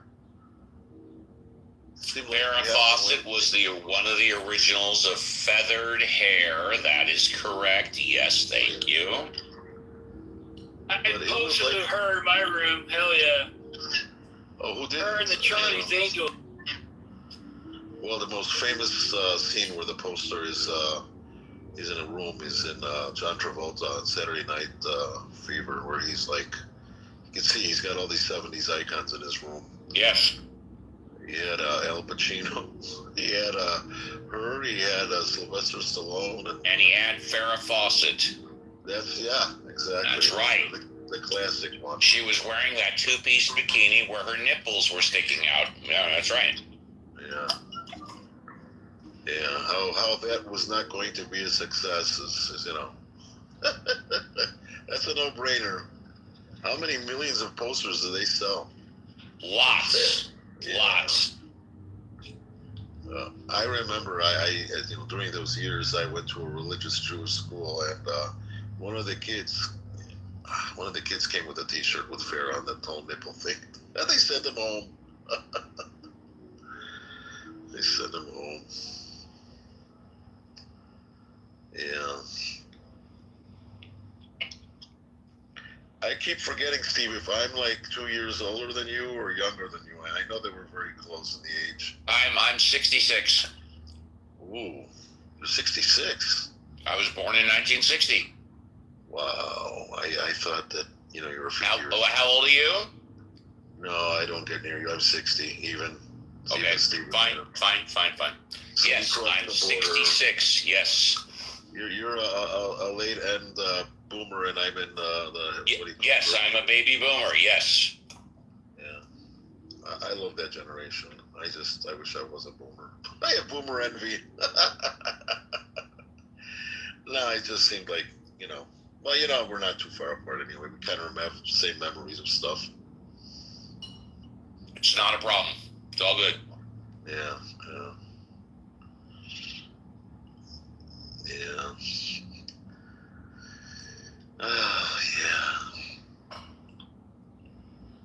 So, you guys getting any of that air from Canada? My brother is in Chicago, and he's telling me that they're getting this burnt air smell from Canada or something. You guys know anything about that? Yeah, there's a huge brush fire in Canada. That's they talked about it on the show this morning. That's taking up the northeast part of America as well as the as far as Ohio. Yes. Yeah. Yeah. Well, you never know. All this crap that we put up with. We had Corona. Now we've got these fires, and it reminds me of that Leonard Cohen song. You know which one I'm talking about? You know that song, Who by Fire? Anybody? No Leonard Cohen fans in the room? I know Leonard Cohen, but I don't know that song. Oh, it's a great song. He took it from one of the most important prayers in Judaism. Who by fire, who by water, who by this and that. I forgot how it's in English, but it's a great song. Look it up and play it. It's just cool. You won't be disappointed.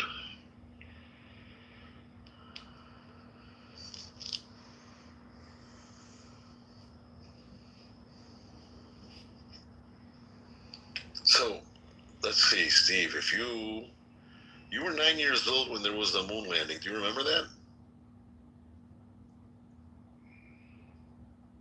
Steve? Well, the earliest memory I have of something famous, watching it live. Oh no. Watching it live was Richard Nixon resigning in 1974 because my parents specifically said, Steve, come to the TV. You're going to want to watch this because you'll never forget it. Is that right? So I may have seen the lunar landing, but I don't remember it. But I distinctly remember Richard Nixon resigning because my parents told me to come to the TV because I would never forget it. I remember that. Live. Yeah, I do remember that also. Was that live, Steve? Yeah. Yes, Richard Nixon resigned on TV live. Yes. Yeah. I remember my father told me the same thing. He said, sit down, shut up, and this is history. Take it all in. You're going to want to tell somebody about this. And, was it live on Sunday? Oh. At least Nixon had the fucking sack to do the right thing, unlike some other presidents. Well, that was that. Back then, you got caught. You just did the right thing. I mean, it was expected of you. We had something similar like that in Israel where he didn't even do the wrong thing. His wife did the wrong thing, and he said, I can't be a leader anymore, and he just stepped down.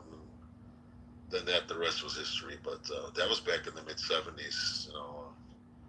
I don't know, today with these guys back then. They're not alive to talk about it, of course, but yeah, it was different. His resignation should tell you that he had respect for the office. Okay, unlike Donald Trump, he has no fucking respect at all. Well, yeah. He was an idealist too. He really, you know, he really believed in the whole point about the Cold War, the capitalism and everything. He was an idealist, and I think the last idealistic president in America may have been Reagan, maybe. Am I wrong about that? Or Obama. Huh? The basic, like, probably the basic premise of Obama's like entire campaign was like open change. Okay, if that's not idealism, I don't. Yeah, he's an idealist. So I'm not going to take that away from.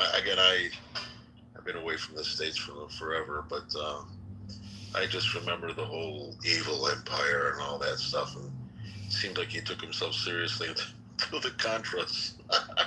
Somebody tell me what that Contras was about. I have vague memories of it. I expect maybe, I don't know if he wants to, but Steve can probably give me a I don't remember off the top of my head. Yeah. I mean, we were on the side of Sandinistas, right? We were the side that was selling the drugs or something. I don't remember any of that. But not sure. This is before my time. I'm the 80s. You were born in the 80s? You were born in the 80s, huh? Yeah, 1985. Oh, so what's your, like, first memory? Like, what year? Like, 89 or something like that? 90? My first memory is sitting on a bench with my friends at an after-school session. It's my first memory. I remember, I'm talking like TV memories. I think it was the lunar landing, because I just remember a ruckus in the house and a lot of guests and everybody's eyes glued to the TV. And I think that was a lunar landing, because that was in '69 when I had all that. But I wasn't, very clear-minded to know what was going on.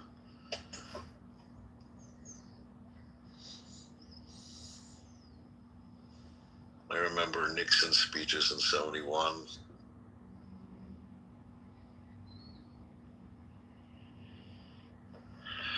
I think I remember the end of the Vietnam War.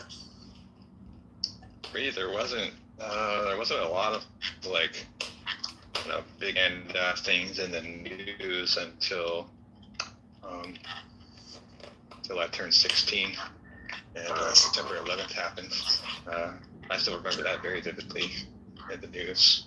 And I later joined the military. Partly. Right. Steve, I'll bother you with only one question. I'll let you go. Can we talk for a minute about '70s television shows? Did you have a favorite? You can talk about anything you want. Okay, I'm glad you said that. So, from one almost boomer to a boomer, I'm sure you had your share of television watching when you were a kid, right? Yes, sir. And back then we did it with the family, like in the evening. We had prime time, right? We had 3 networks. Yes, sir. CBS, ABC, NBC. Was there any kind of shows or any night of watching television that spoke to you that you're like, oh, that's my favorite show, or I like this better than the other one, or whatever? No, sir. You didn't like TV? I love TV. But they were all good then, okay. Yes, sir.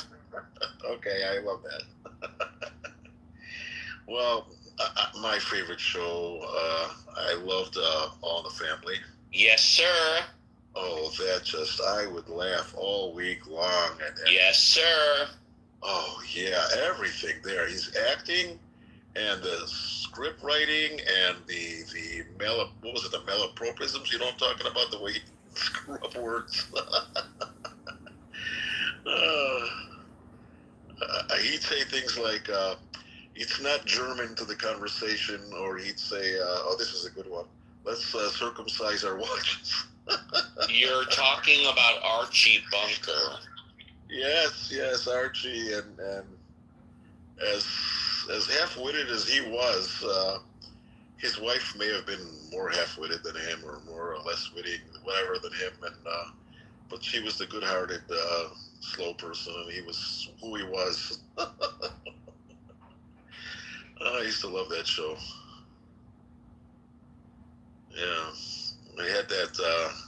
You know, I was really shocked to find out what happened to Rob Reiner. Was it Rob Reiner? I keep getting them mixed up. Rob Reiner is the son, right? Rob Reiner was Michael Stivic, a.k.a. Meathead. Yeah. Yeah. I wonder, because it was nuanced and it was the 70s, if they were just like one step away from him being Jewish. Because I think if he was Jewish on the show, it would have been just too much. It wouldn't have been... so they made him like, you know, from Eastern European descent and liberal views and studying sociology, and he's got that look. And I don't know if, you know, he's a hippie, and I don't know if they were like hinting at it, but that could be me reading into it. I don't know. I was back in the day where Norman Lear, I wrote half the television shows. He had a string of them. I think he was the biggest guy in television back then. He had, what shows did he have? He had, and those shows had spin-offs. You know what spin-offs I'm talking about? You had All in the Family, and then, I'm not boring people, am I? You had the Jeffersons. You had Maude. You had and the most famous one was Good Times. No. Good Times. Thank you. Good Times. Yes. Yeah, that was like a granddaughter show. I mean, that was like a show from a show, you know. And yeah, that was interesting.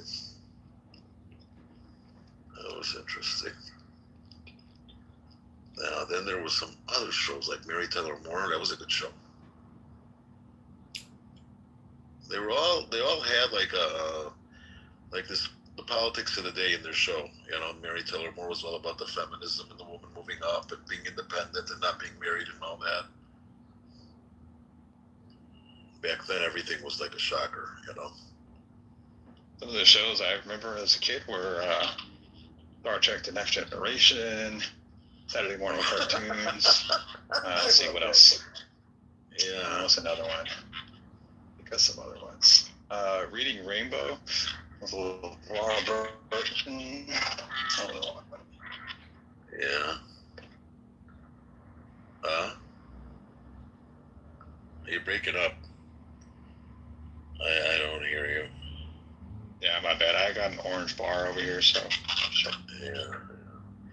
But they were all family shows. Every show had a family, and I think they stopped doing that around the mid-70s. They got into other shows. I think the breakthrough show with that was Three's Company.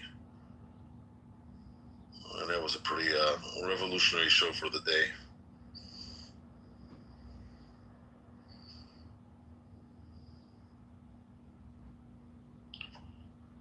One second, some guy wants to get up here. Machiavelli, are you here? No? Just noticed I gotta plug my phone in. Yeah!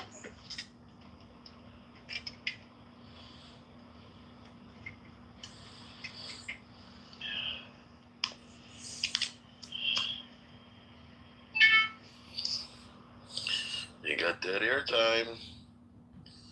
So I'm just gonna keep on yapping. So anybody want to say something about the elections coming up?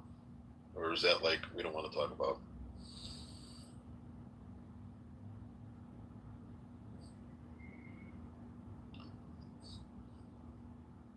Hey, Alfonso, are you still driving?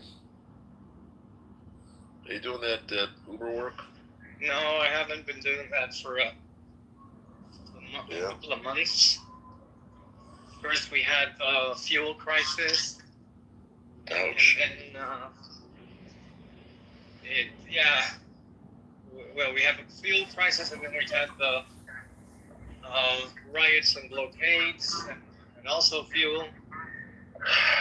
You live in Bolivia, right? Yeah.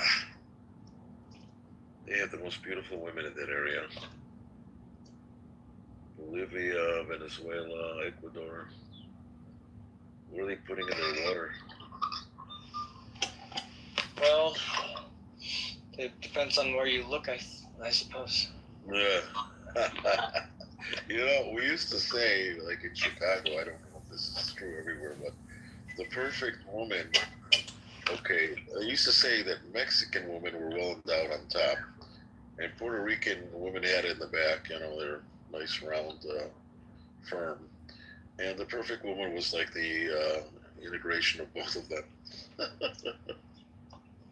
Yeah. Yeah. I'm so glad you brought that up. I'm so glad you brought that up, especially since you brought up, I think, Mary Tyler Moore. Yes. Okay. So this is from, and by the way, I see we have a new person. Marcus, just hang on for a couple of minutes and we'll get to you.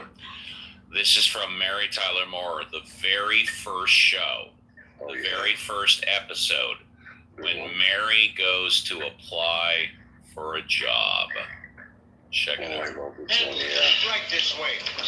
It's been filled. Do you have any idea when Mr. Grant will be back? Hi, Mr. Grant. You're back.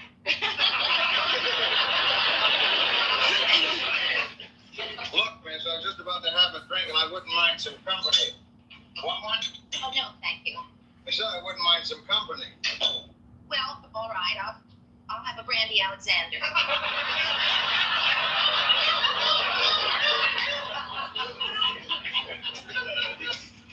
about some coffee? That'd be fine. Has the job been filled? Yeah. Oh. But there is another job. Oh? I figured I'd hire a man for it. Oh. We can talk about it. Well, good. Hey, you live in my favorite neighborhood. Oh, really? I just moved in. Is it that nice? Nice. Some of the best saloons in town are over there. How old are you? 30. No hedging. So how old do I look? Why hedge? How old do I look? 30. What religion are you? Mr. Grant, I don't quite know how to say this, but you're not allowed to ask that when someone's applying for a job. It's against the law. Want to call a cop? No. Good. Would you think I was violating your civil rights if I asked if you're married? Presbyterian.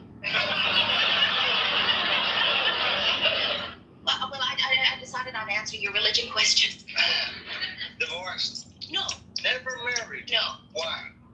Why? You type? Mr. Grant, there's no simple answer to that question. Yes, there is.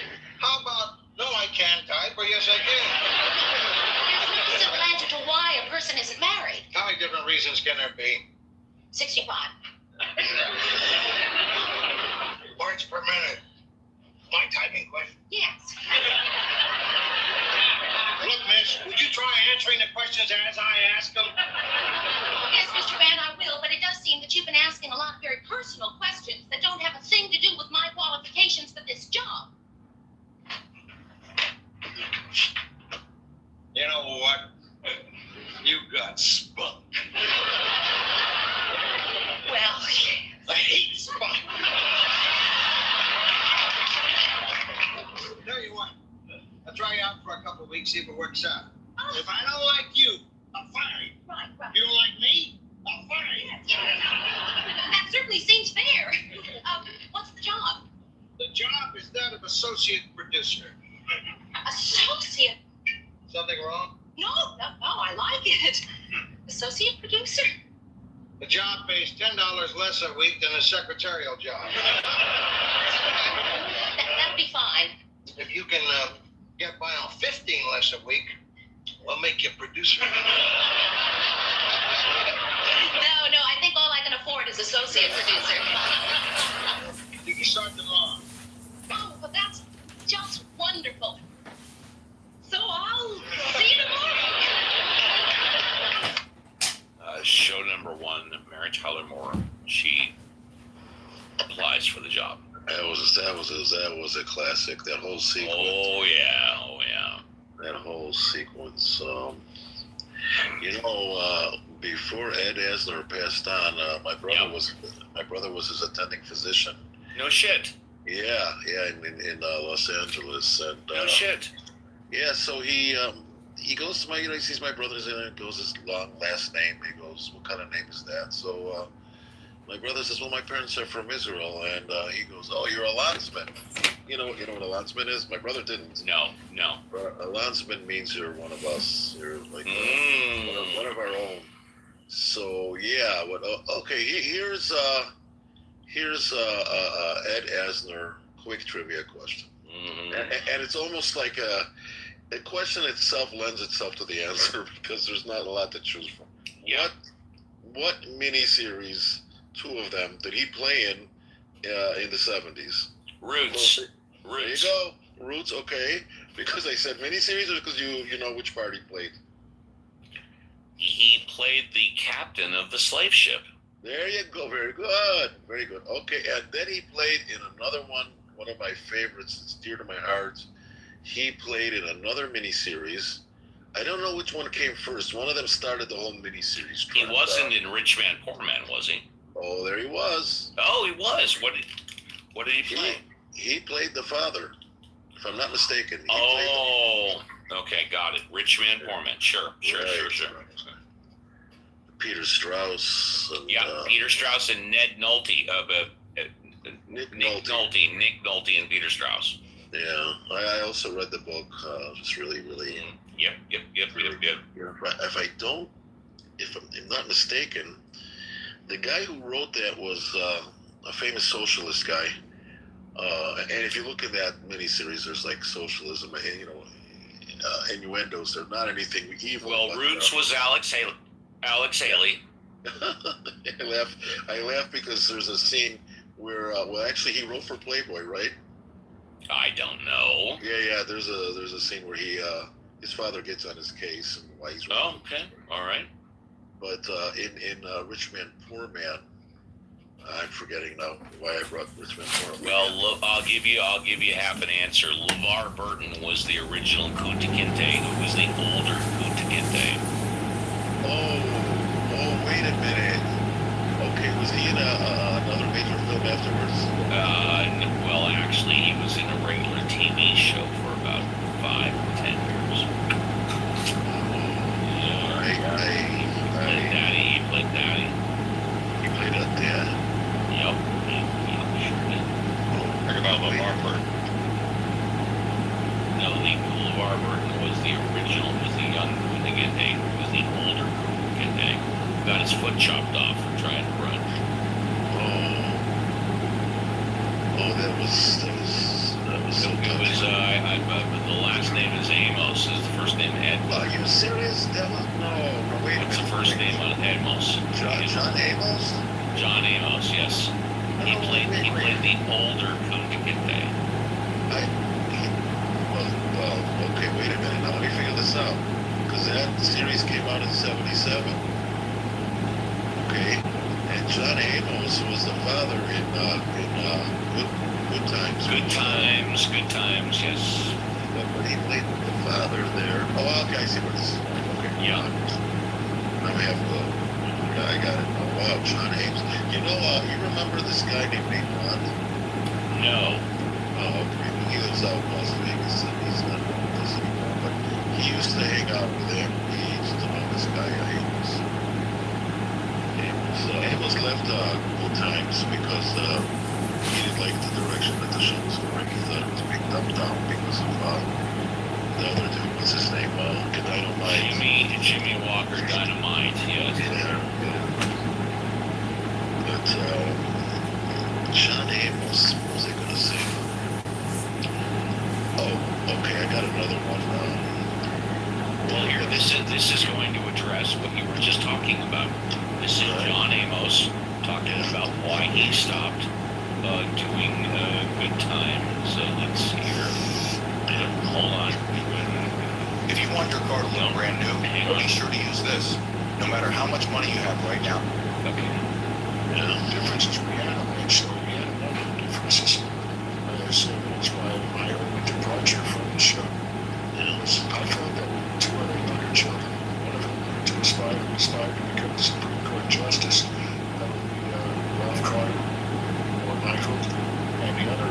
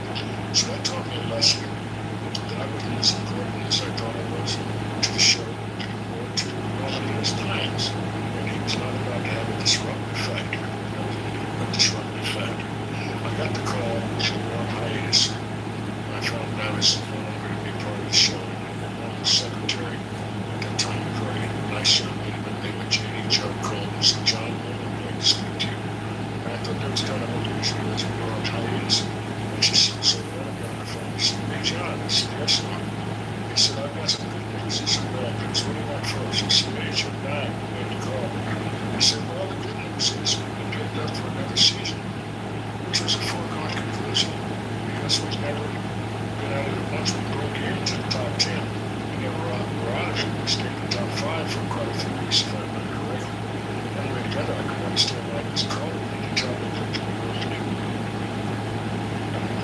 He said, "You want the bad news?" I said, "Sure, how bad can it be?" He said, "You want to be with us?"